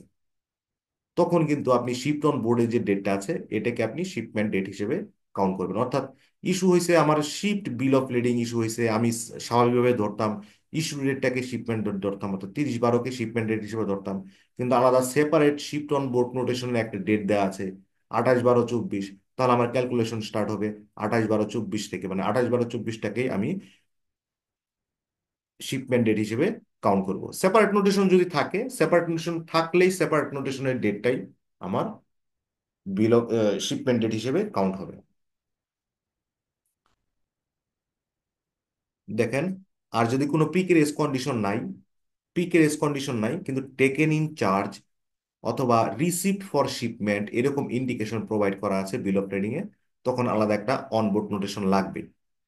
আগে যেরকম দেখলাম যে প্রিকেরিয়াস কন্ডিশন নাই কিন্তু শিফট বিল অফ লেডিং প্রেজেন্ট হয়েছে, তাহলে ইস্যু ডেটটাই আমি ধরতেছি। আর যদি সেপারেট নোটেশন থাকে তাহলে নোটেশন ডেটটাকেই আমি শিপমেন্ট ডেট হিসেবে ধরতেছি। তার মানে এই ক্ষেত্রে কিন্তু নোটেশনটা থাকা ম্যান্ডেটরি না। কিন্তু যখন receipt for shipment bill of trading issue হচ্ছে অথবা টেকেন ইন চার্জ এই ধরনের ওয়ার্ড আসতেছে, তখন কিন্তু একটা সেপারেট অন বোর্ড নোটেশন লাগবে। অন বোর্ড নোটেশনটাই হচ্ছে শিপমেন্ট ডেট হিসেবে আপনি কাউন্ট করবেন, ইস্যু ডেটটা শিপমেন্ট ডেট হিসেবে কাউন্ট হবে না। এখন আমরা দেখলাম যে মোর অর লেস, আগে আমরা দেখলাম receipt for shipment bill of lading, shipped bill of lading এর সাথে প্রিকেরিয়াস যদি না থাকে, দুইটা সেম একই রকমের মিনিং ক্যারি করতেছে। তো এতক্ষণ পর্যন্ত বলার কারণ হচ্ছে, এখন প্রিকেরিয়াস বাই যদি থাকে, বিল অফ লিডিং এ যদি উইথ প্রিকেরিয়াস অপশনটা যদি ফুলফিল করা থাকে, তাহলে কি হবে? যদি বিল অফ লেডিং এর সিচুয়েশন যাই থাকুক না কেন, either it is shipped on board bill of lading, অথবা receipt for shipment bill of lading, অথবা taken in charge bill of lading, যাই থাকুক না কেন, যদি প্রিকেরিয়াস কন্ডিশনে কোনো প্রিকেরিয়াস ফিল্ডটা ফুলফিল করা থাকে, তাহলে অবশ্যই অবশ্যই একটা separate dated on board notation লাগবে বিল অফ লেডিং। ওই অনবোর্ড নোটেশনে কি কি থাকতে হবে? ডেট থাকতে হবে, শিফট অন বোর্ড অথবা অন বোর্ড এই ধরনের ওয়ার্ড থাকতে হবে, ভ্যাসেলের নাম থাকতে হবে, আর ক্রেডিটে আমরা যে পোর্ট অফ লোডিং এর কথা বলেছি, ওই পোর্ট অফ লোডিং এর নাম ওইখানে থাকতে হবে। তার মানে এরকম নোটেশন থাকবে, নোটেশন সাইন থাকতে হবে, এরকম ম্যান্ডেটরি না। নোটেশনে শিফট অন বোর্ড নোটেশনে সাইন থাকার কোনো প্রয়োজনীয়তা নাই। শিফট অন বোর্ড ওয়ার্ডটা থাকবে, ডেট থাকবে, কোন ভ্যাসেলে করে যাত্রা শুরু করছে, ভ্যাসেল এক্স, এটা থাকতে হবে। আর আমাদের আমরা এলসি তে পোর্ট অফ লোডিং ছিল পোর্ট ক্ল্যাং, এই পোর্ট ক্ল্যাং এই ওয়ার্ডটা থাকতে হবে। দেখেন এরকম আমরা বলেছি প্রিকেরিয়াস বাই ভ্যাসেল ফ্যালকন, মানে ফ্যালকনে করে গুডসটা পোর্ট অফ পোর্ট ক্ল্যাঙে আসছে, দেন মেডিটেরিয়ান নাইটসে করে চিটাগাং পোর্টে আসছে। তার মানে প্রিকেরিয়াস বাই ফিল্ডটা ফুলফিল করা আছে, আমার একটা সেপারেট অন বোর্ড নোটেশন লাগবে। আবার ধরেন এরকমও থাকতে পারে, আপনার এইখানে দেখেন প্লেস অফ রিসিপ্ট ব্ল্যাঙ্ক, আবার এইখানে দেখেন প্লেস অফ রিসিপ্ট আছে বাট পোর্ট অফ লোডিং আর প্লেস অফ রিসিপ্ট সেম। আবার এইখানে দেখেন প্রিকেরিয়াস বাই আছে, place of receipt port of loading different. তো এই পর্যন্ত যা দেখলাম, প্লেস অফ রিসিভ ফিল্ড থাকুক বা না থাকুক, সেম থাকুক বা ডিফারেন্ট থাকুক, ডাজন্ট ম্যাটার, প্রিকেরিয়াস বাই ফিল্ডটা ফুলফিল থাকলেই আমার separate dated on board notation লাগবে। অথবা অনেক সময় বিল অফ রিডিং ইস্যু করার সময় একটা ভুল হয়, ভুলটা হয় কি, প্রিকেরিয়াস বাই এইখানে ফুলফিল করা থাকে না, জাস্ট প্লেস অফ রিসিপ্টে এরকম বলা থাকে বাই ট্রাক, অথবা ভ্যাসেল ফ্যালকনের নামটা এখানে বলা থাকবে বাই ভ্যাসেল ফ্যালকন। এরকম যদি থাকে, সেক্ষেত্রেও একটা সেপারেট অনবোর্ড নোটেশন থাকতে হবে। অর্থাৎ প্রিকেরিয়াস বাইটা প্রিকেরিয়াস বাই ফিল্ডেও থাকতে পারে, অথবা প্লেস অফ রিসিপ্টও থাকতে পারে, যেখানেই থাকুক না কেন, অথবা প্লেস অফ রিসিপ্ট সেম থাকুক বা ডিফারেন্ট থাকুক, doesn't matter at all. Precarriage by ফিল্ডটা ফুলফিল, মানে প্রিকেরিয়াস কন্ডিশন যদি থাকে, ফুলফিল থাকলেই আপনার আলাদা একটা ডেটেড অন বোর্ড নোটেশন থাকতে হবে বিল অফ রিডিং এ।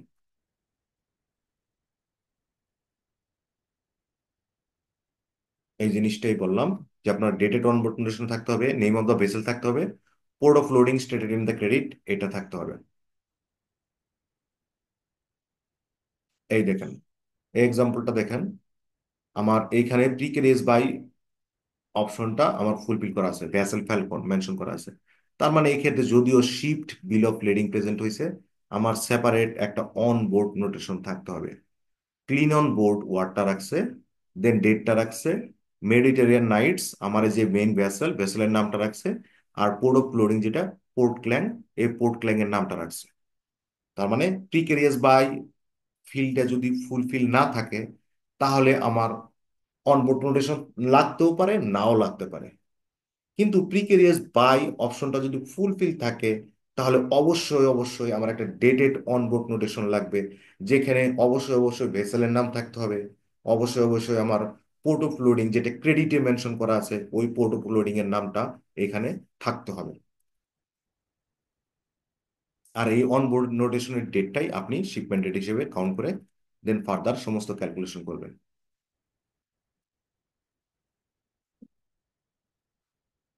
এখন একটু আপনাদের এঙ্গেজমেন্ট লাগবে, বলেন তো কোন নোটেশনটা ঠিক আছে? আমরা জানি যে প্রিকেরিয়াস বাই ফুলফিল থাকলে আমার অনবোর্ড নোটেশন লাগবে, কিন্তু কোনটা ঠিক আছে কোনটা ভুল?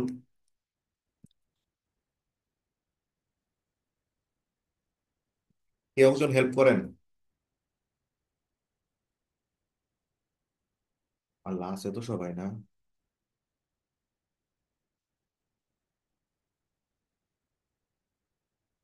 কি একজন কনফার্ম করবেন, শুনতে পাচ্ছেন? শুনতে পাচ্ছি ভাইয়া। হ্যাঁ আপা বলেন তো, আপনার আপনার কাছে কোনটা মনে হচ্ছে যে কোনটা ঠিক কোনটা ভুল? বেসিক ইনস্টিংক্ট থেকে বলুন, অত চিন্তা করা লাগবে না।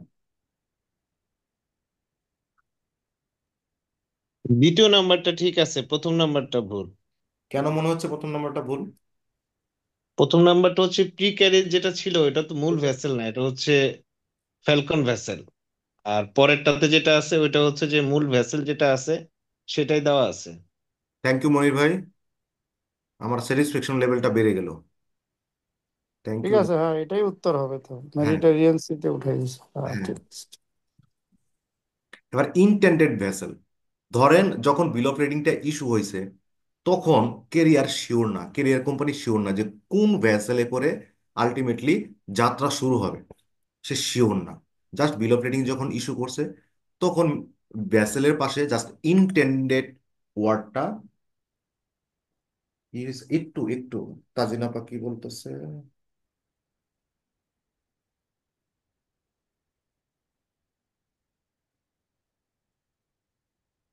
একটু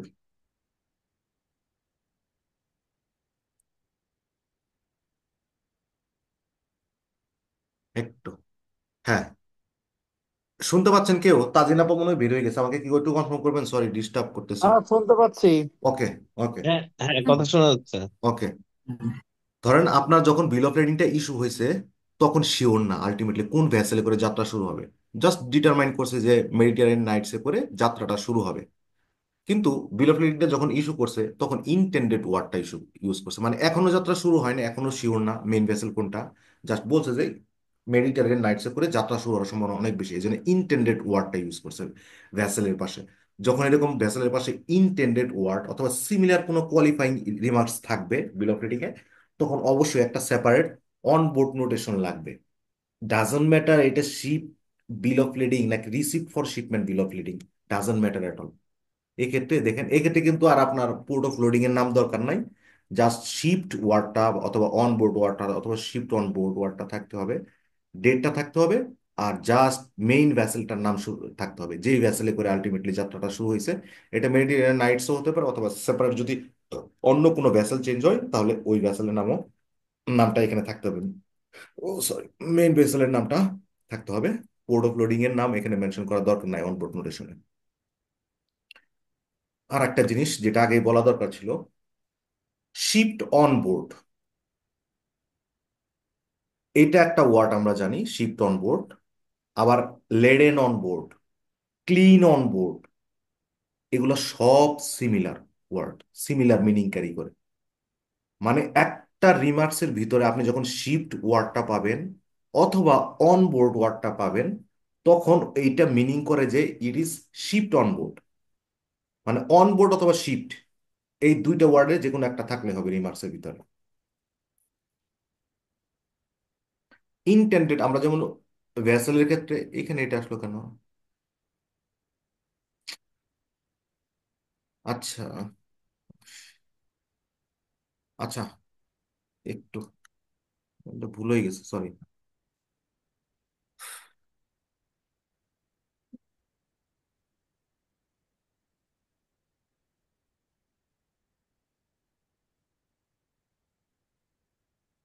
আমরা ভ্যাসেলের ক্ষেত্রে যেরকম দেখলাম যে ইনটেন্ডেড ওয়ার্ডটা থাকতে পারে, কোড অফ লোডিং এর ক্ষেত্রেও ইনটেন্ডেড ওয়ার্ডটা থাকতে পারে, যেমন এইখানে আছে কোড অফ লোডিং এর পাশে ইনটেন্ডেড ওয়ার্ডটা আছে, তাহলে এই ক্ষেত্রেও কিন্তু একটা সেপারেট অন বোর্ড নোটেশন থাকতে হবে।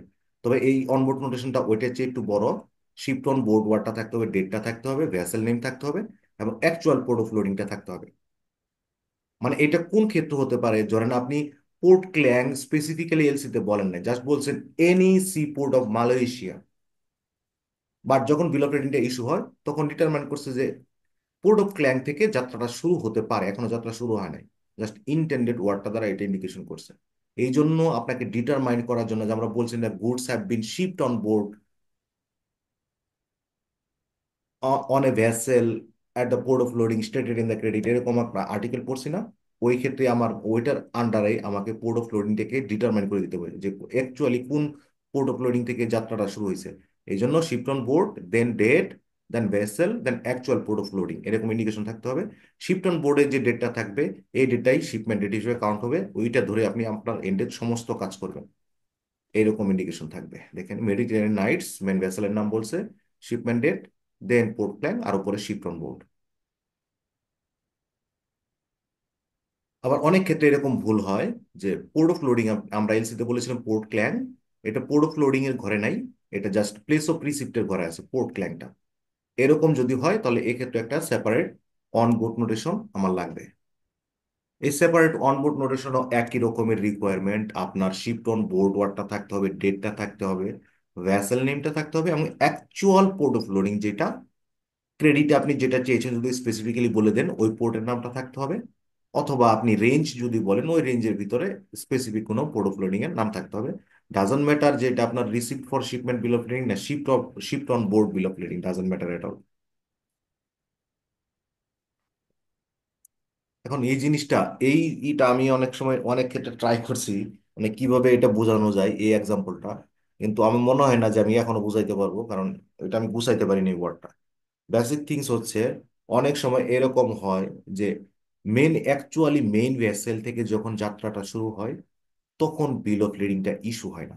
ইস্যু হয় কখন? প্লেস অফ রিসিপ্ট থেকে যখন যাত্রাটা শুরু হয় তখনই হচ্ছে আপনার বিল অফ লেডিংটা ইস্যু হয়ে যায়। এবং অনেক ক্ষেত্রে ওই বিল অফ লেডিং এ সরাসরি বলা থাকে শিফট ওয়ার্ডটা থাকে। তার মানে শিফট ওয়ার্ডটা যখন থাকে আমরা বাই ডিফল্ট ধরে নেই যে অলরেডি মেইন ভেসেলে করে যাত্রাটা শুরু হয়ে গেছে, যেদিন ইস্যু ডেট ওই দিন থেকে যাত্রাটা শুরু করে দিছে মেইন ভেসেলে করে from the port Klang to port Chittagong, এই যাত্রাটা স্টার্ট হয়ে গেছে। বাট অনেক ক্ষেত্রে বিল অফ লিডিং এর এরকম প্র্যাকটিস আছে যে যখন প্লেস অফ রিসিপ্ট থেকে যাত্রাটা শুরু হয় তখনই বিল অফ লেডিং ইস্যু করে দেয়, এবং ওইখানে একটা শিফট ওয়ার্ডটাও থাকে এবং নিচে ইস্যু ডেটও থাকে। তার মানে ওই ইস্যু ডেটে কিন্তু যাত্রাটা শুরু করছে প্লেস অফ রিসিপ্ট থেকে, not from the port of loading, মানে পোর্ট ক্ল্যাং থেকে কিন্তু যাত্রা শুরু হয়েছে এরকম মিনিং ক্যারি করে না। তাহলে এরকম মিনিং যদি ক্যারি না করে তাহলে অবশ্যই অবশ্যই বিল অফ লিডিং এ এটার একটা ইন্ডিকেশন থাকতে হবে। তো কেরিয়ার কোম্পানিগুলো এটার একটা অনেক সময় একটা ডিসক্লেমার ক্লজ দিয়ে দেয় এলসিতে। এটা খুব কম ইউজ হয় কিন্তু অনেক সময় ডিসক্লেমার ক্লজ দিয়ে দেয়। এই ডিসক্লেমার ক্লজের যদি আমি বেসিক থিংসটা ধরি, মানে এই ডিসক্লেমার ক্লজের মাধ্যমে তারা বলতে চাচ্ছে যে যদি প্লেস অফ রিসিপ্ট বক্সটা ফুলফিল থাকে, ফিল আপ করা থাকে, এবং শিফট ওয়ার্ডটা বিল অফ লেডিং এ ইন্ডিকেট করা থাকে, তার মানে হচ্ছে যে ইস্যু ডেটটা আছে ওই ইস্যু ডেটে প্লেস অফ রিসিপ্ট থেকে যাত্রাটা শুরু হয়েছে to the port of loading, মানে পোর্ট অফ লোডিং এ যাত্রাটা শুরু হয়েছে মানে সরি, প্লেস অফ রিসিপ্ট থেকে পোর্ট অফ লোডিং এ যাত্রাটা শুরু হয়েছে। তার মানে ইস্যু ডেটটা কিন্তু আলটিমেটলি আপনার বিল অফ লেডিং এর শিপমেন্ট ডেট না, কারণ পোর্ট অফ লোডিং থেকে এখনো যাত্রা শুরু হয় নাই। এই জন্যই এরকম একটা ডিসক্লেমার ক্লজ দিয়ে দেয়। এরকম ডিসক্লেমার ক্লজ যখন বিল অফ ট্রেডিং এ দেয় কেরিয়ার কোম্পানিগুলো, এবং একই সাথে যখন প্লেস অফ রিসিপ্ট বক্সটা ফুলফিল থাকে তখন একটা অনবোর্ড নোটেশন লাগবে। কারণ আপনাকে ডিটারমাইন্ড হতে হবে যে পোর্ট অফ লোডিং থেকে কবে যাত্রাটা আলটিমেটলি শুরু হয়েছে, শিপমেন্টটা রিয়েল শিপমেন্ট ডেটটা কবে। এই জন্য আলাদা একটা সেপারেট এরকম ডিসক্লেমার ক্লজ যদি বিল অফ লেডিং এ থাকে এবং একই সাথে আপনার প্লেস অফ রিসিপ্ট যদি ফুলফিল থাকে তাহলে আপনার আলাদা অনবোর্ড নোটেশন লাগবে। ওই অনবোর্ড নোটেশনেও শিফট অন বোর্ড ওয়ার্ডটা থাকতে হবে, ডেটটা থাকতে হবে, ভ্যাসেল নেমটা থাকতে হবে, এবং পোর্ট অফ লোডিংটা থাকতে হবে। ওই শিফট অন বোর্ডের ডেটটাই আপনার আলটিমেটলি শিপমেন্ট ডেট, ওইখান থেকে আপনি আপনার যাবতীয় ক্যালকুলেশন করবেন। এই পর্যন্ত ছিল আপনার সবচেয়ে ডিফিকাল্ট। পরের অপশনটুকু ভেরি ইজি। আপনার airway bill, road transport document, railway receipt, inland waterway বিলের ক্ষেত্রে দেখেন হিসাবটা খুবই সিম্পল। যখন স্পেসিফিক কোনো নোটেশন না থাকে, এয়ারওয়ে বিলের যে ইস্যু ডেট ওইটাই শিপমেন্ট ডেট, এবং road transport document, inland waterway transport document, rail transport document, এই তিনটার ক্ষেত্রে যখন স্পেসিফিক কোনো নোটেশন না থাকে তখন ইস্যু ডেটটাকে আপনি শিপমেন্ট ডেট হিসেবে কাউন্ট করবেন। অথবা ইস্যু ডেট ছাড়া যদি কোনো স্পেসিফিক ডেট অফ শিপমেন্ট যদি মেনশন করে, অথবা date of receipt of goods অথবা ডিসপ্যাচ ডেট ডেট যদি থাকে তাহলে ওটাকে আপনি শিপমেন্ট ডেট হিসেবে কাউন্ট করবেন যখন কোনো স্পেসিফিক নোটেশন না থাকবে। আর যদি স্পেসিফিক নোটেশন থাকে, যদি থাকে, নোটেশন থাকা ম্যান্ডেটরি না, অপশনাল, না থাকলে ইস্যু ডেটই আপনি কাউন্ট করবেন। আর যদি স্পেসিফিক নোটেশন থাকে, তাহলে স্পেসিফিক নোটেশন এয়ারওয়েবিলে বিভিন্ন ধরনের নোটেশন থাকতে পারে, বাট অ্যাকচুয়াল ফ্লাইট ডেট যেটা মেনশন থাকবে, অ্যাকচুয়াল ফ্লাইট ডেট যেটা এয়ারওয়েবিলে মেনশন থাকবে, ওই ডেটটাকেই আপনি শিপমেন্ট ডেট হিসেবে কাউন্ট করবেন। অনেক সময় এয়ারওয়ে বিলে আপনার রিকোয়েস্টেড অথবা রিকোয়ার্ড ফ্লাইট ডেট এবং নাম্বার এরকম থাকে, অথবা ফ্লাইট ডেট এবং নাম্বার এরকম থাকে, এইটাকে আপনি শিপমেন্ট ডেট হিসেবে কাউন্ট করবেন না। অ্যাকচুয়াল ফ্লাইট ডেট থাকতে হবে অথবা সেম ইন্ডিকেশন থাকতে হবে, মানে যেদিন শিপমেন্ট হয়েছে অ্যাকচুয়াল ওয়ার্ডটা থাকতে হবে। মেন কথা হচ্ছে এটা, আপনারা এটা ধরে নেন। যদি অ্যাকচুয়াল ফ্লাইট ডেট থাকে, ওইটা শিপমেন্ট ডেট হবে, ইস্যু ডেটটা শিপমেন্ট ডেট হিসেবে কাউন্ট হবে না এয়ারওয়েবিলের ক্ষেত্রে। আর বাকি যে ট্রান্সপোর্ট ডকুমেন্ট গুলো আছে, road transport document, inland waterway transport document, rail transport document, এই ক্ষেত্রে যদি স্পেসিফিক কোনো নোটেশন থাকে, নোটেশন থাকলে আপনার নর্মালি ডেটেড একটা রিসিপশন স্ট্যাম্প থাকবে, ওই স্ট্যাম্পের যে ডেটটা থাকবে ওইটাই আপনি কি শিপমেন্ট ডেট হিসেবে কাউন্ট করবেন। তার মানে এইটা যদি আমি সাম আপ করি, তাহলে আমার বেসিক আন্ডারস্ট্যান্ডিং হচ্ছে যে যদি কোনো স্পেসিফিক নোটেশন না থাকে, তাহলে ইস্যু ডেটটাই হচ্ছে এই চারটা ডকুমেন্টের ক্ষেত্রে আমার শিপমেন্ট ডেট। আর যদি স্পেসিফিক কোনো নোটেশন, রিসিপশন স্ট্যাম্প অথবা হচ্ছে গিয়ে আপনার ডিসপ্যাচ ডেট, এরকম কোনো স্পেসিফিক ডেট থাকে, ওইটাকে আপনি শিপমেন্ট ডেট হিসেবে কাউন্ট করবেন। বাট এয়ারওয়ে বিলের ক্ষেত্রে ইস্যু ডেট ছাড়া শুধুমাত্র অ্যাকচুয়াল ফ্লাইট ডেটটাকে আপনি নিতে পারবেন, আদার্স কোনো ডেটটাকে আপনি শিপমেন্ট ডেট হিসেবে নিতে পারবেন না। এক্সাম্পলটা দেখেন, এটা একটা এয়ারওয়ে বিল। এরকম যখন আপনি নর্মালি দেখছেন আদার্স কোনো নোটেশন নাই, ইস্যু ডেটটাকেই আপনি শিপমেন্ট ডেট হিসেবে কাউন্ট করতেছেন, because there is no actual shipment date, এরকম কোনো নোটেশন নেই। বাট যখনই অ্যাকচুয়াল শিপমেন্ট ডেটের কোনো নোটেশন থাকবে, যেমন ধরেন এখানে 20/1 হচ্ছে ইস্যু ডেট, বাট অ্যাকচুয়াল নোটেশনের ডেট হচ্ছে 30/1/2025, এইটাই হচ্ছে আপনার শিপমেন্ট ডেট, ওইটাকেই আপনি শিপমেন্ট ডেট হিসেবে আপনার যাবতীয় ক্যালকুলেশন করবেন। প্রবলেম হচ্ছে, দেখেন আপনারা পড়তে পারতেছেন কিনা, এইখানে বলা আছে রিকোয়েস্টেড ফ্লাইট অ্যান্ড ডেট। এখানে কিন্তু অ্যাকচুয়াল ফ্লাইট ডেট না, এটা রিকোয়েস্টেড ফ্লাইট, টেন্টেটিভ একটা ডেট যে এই ডেটে শিপমেন্ট হতে পারে। এটাকে আপনি শিপমেন্ট ডেট এরকম ইন্ডিকেশন থাকলে, এখানে রিকোয়েস্টেড ওয়ার্ডটা আছে, নাও থাকতে পারে, জাস্ট ফ্লাইট ডেট এবং নাম্বার এটা থাকতে পারে, অথবা রিকোয়ার্ড ফ্লাইট এবং ডেট এরকম থাকতে পারে। এরকম যদি থাকে, এটা আপনি শিপমেন্ট ডেট হিসেবে কাউন্ট করবেন না, শুধুমাত্র actual shipment date will be counted as a shipment date. যদি এটা না থাকে, তাহলে আপনি ইস্যু ডেটটাকেই শিপমেন্ট ডেট হিসেবে কাউন্ট করবেন। আর এয়ারওয়ে বিলে আরেকটা জিনিস ইন্ডিকেশন থাকতে হবে, যে goods has been accepted for carriers, এরকম একটা ওয়ার্ড থাকতে হবে ইন্ডিকেশন, এরকম অথবা সিমিলার ইন্ডিকেশন থাকতে হবে। দেখেন এখানে কিন্তু ইন্ডিকেশনটা আছে, আর accepted in apparent good order and condition. তার মানে আমার এই কন্ডিশনটা ফুলফিল করে গেল আমার ইউসিপির আন্ডারে। সেকেন্ড থিং হচ্ছে, দেখেন আপনি একটা রোড ট্রান্সপোর্ট ডকুমেন্ট আপনার এন্ডে আসছে, রোড ট্রান্সপোর্ট ডকুমেন্ট আসছে, আমরা জানি যে কোনো সেপারেট নোটেশন না থাকলে আমার যে ইস্যু ডেটটা আছে, ইস্যু ডেটটাকে আমি শিপমেন্ট ডেট হিসেবে কাউন্ট করব, কারণ কোনো রিসিপশন স্ট্যাম্প নাই। যদি রিসিপশন স্ট্যাম্প থাকে এরকম, যেখানে একটা রিসিপশন স্ট্যাম্প প্রোভাইড করছে এবং এখানে একটা ডেট দিছে, ডিসপ্যাচড অন 25/1/25, এরকম একটা ডেট দিছে, তাহলে আমার এইটাই হচ্ছে আমার শিপমেন্ট ডেট হিসেবে আমি কাউন্ট করব, এবং এই ডেটটা ধরেই আমি আমার যাবতীয় ক্যালকুলেশন করব। নাও আপনাদের স্লাইডে যেটা আসেনি, সেটা হচ্ছে আমরা যে শিপমেন্ট ডেট ক্যালকুলেট করেছি যে মাল্টি মোডাল ট্রান্সপোর্ট ডকুমেন্টের ক্ষেত্রে ফার্স্ট লেগ অফ জার্নি যখন সি হয়, তখন আমরা বিল অফ লেডিং এর মতো করে ধরে আমি শিপমেন্ট ডেটটা আমি ক্যালকুলেট করতেছি।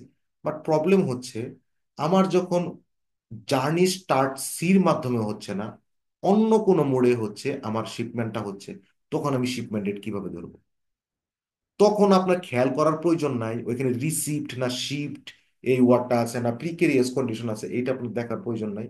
জাস্ট আপনি যে জিনিসটা দেখবেন যে ইস্যু ডেটটাকে আপনি নর্মালি শিপমেন্ট ডেট হিসেবে কাউন্ট করবেন।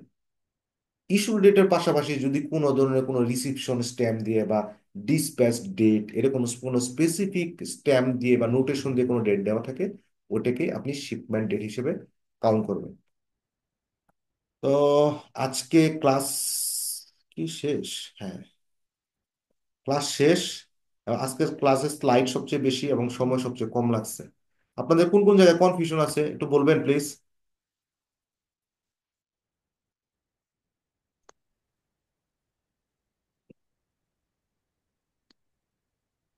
এভরিওয়ান একটু রেসপন্স করেন, আমরা 5 মিনিট কথা বলে। না, মোটামুটি ঠিক ছিল।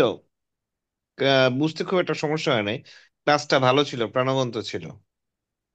না, এটার জন্যই আসলে মূলত এই স্লাইডগুলো রেডি করার জন্যই আমি ক্লাসটা পিছাইছিলাম, বিকজ অফ হচ্ছে আমি না, যেটা। এখানে ওই এক্সাম্পল গুলো খুব ক্লিয়ার ছিল তো।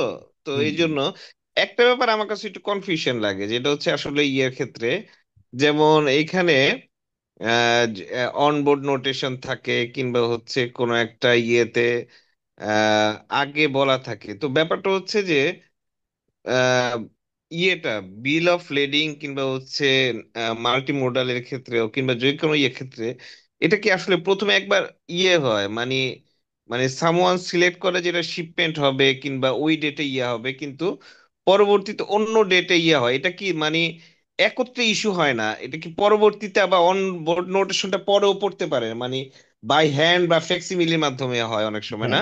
By hand, by facsimile, by stamp, মানে কোন ফর্মে পড়তেছে ডাজন্ট ম্যাটার, প্রি প্রিন্টেডও থাকতে পারে। হ্যাঁ, প্রি মানে প্রিন্টেড থাকলে এটা কিভাবে সম্ভব? ও আগে থেকে জানে কিভাবে এটা আমার শিপমেন্ট ডেট পড়বে? এটা এটা যদি প্রি প্রিন্টেড থাকে, প্রি প্রিন্টেড যদি থাকে, এটা আপনার আলটিমেটলি এই কোশ্চেনের আনসার আমার কাছেও নাই।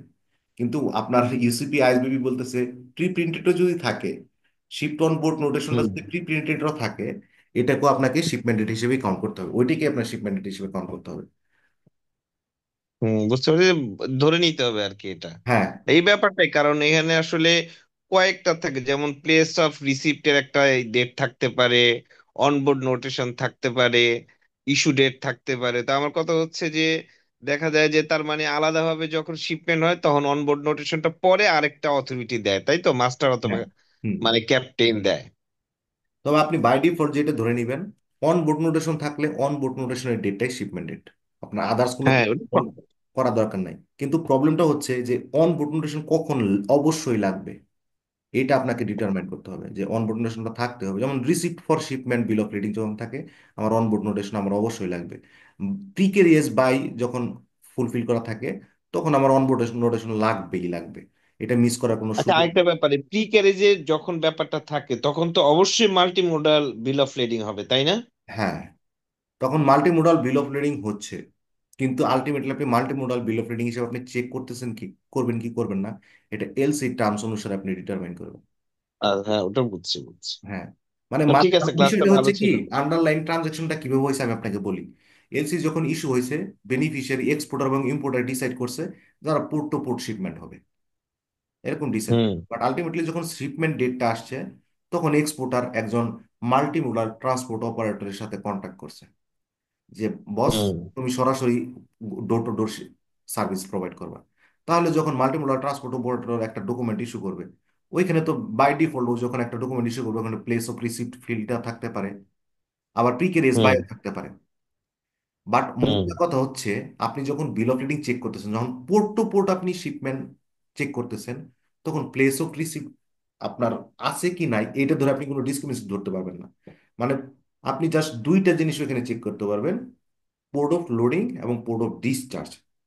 প্লেস অফ রিসিপ্ট ফুলফিল আছে কি নাই doesn't matter, place of final delivery এটা ফুলফিল আছে কি না আছে ইট ডাজন্ট ম্যাটার, আপনার মেইন কনসার্ন হচ্ছে পোর্ট অফ লোডিং এবং পোর্ট অফ ডিসচার্জ।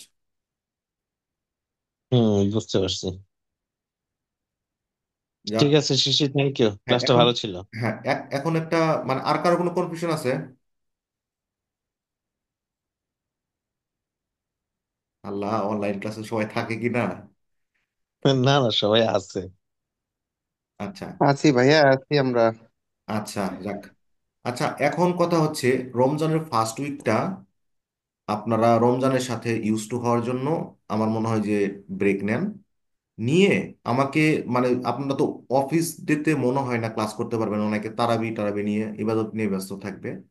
তো শুক্র শনিবারের কোনো একটা টিন্টেটিভ ডেট যেদিন আপনারা সিলেক্ট করেন, আমার কোনো প্রবলেম নাই, আপনারা শুক্রবারও সিলেক্ট করতে পারেন, শনিবারও সিলেক্ট করতে পারেন, অর্থাৎ মানে ফার্স্ট উইকটা গ্যাপ যাবে, দেন সেকেন্ড উইক থেকে অর্থাৎ আপনার এই ফ্রাইডে স্যাটারডে তো আপনারা কোনো ক্লাস নেবেন না, বাট নেক্সট ফ্রাইডে স্যাটারডে কোনো একটা ডেট আপনারা সিলেক্ট করে টাইম আপনারা নিজেদের মতো করে সিলেক্ট করে নেন। 2 মিনিট সময় নিয়ে আপনারা ডিসকাস করে সিলেক্ট করেন।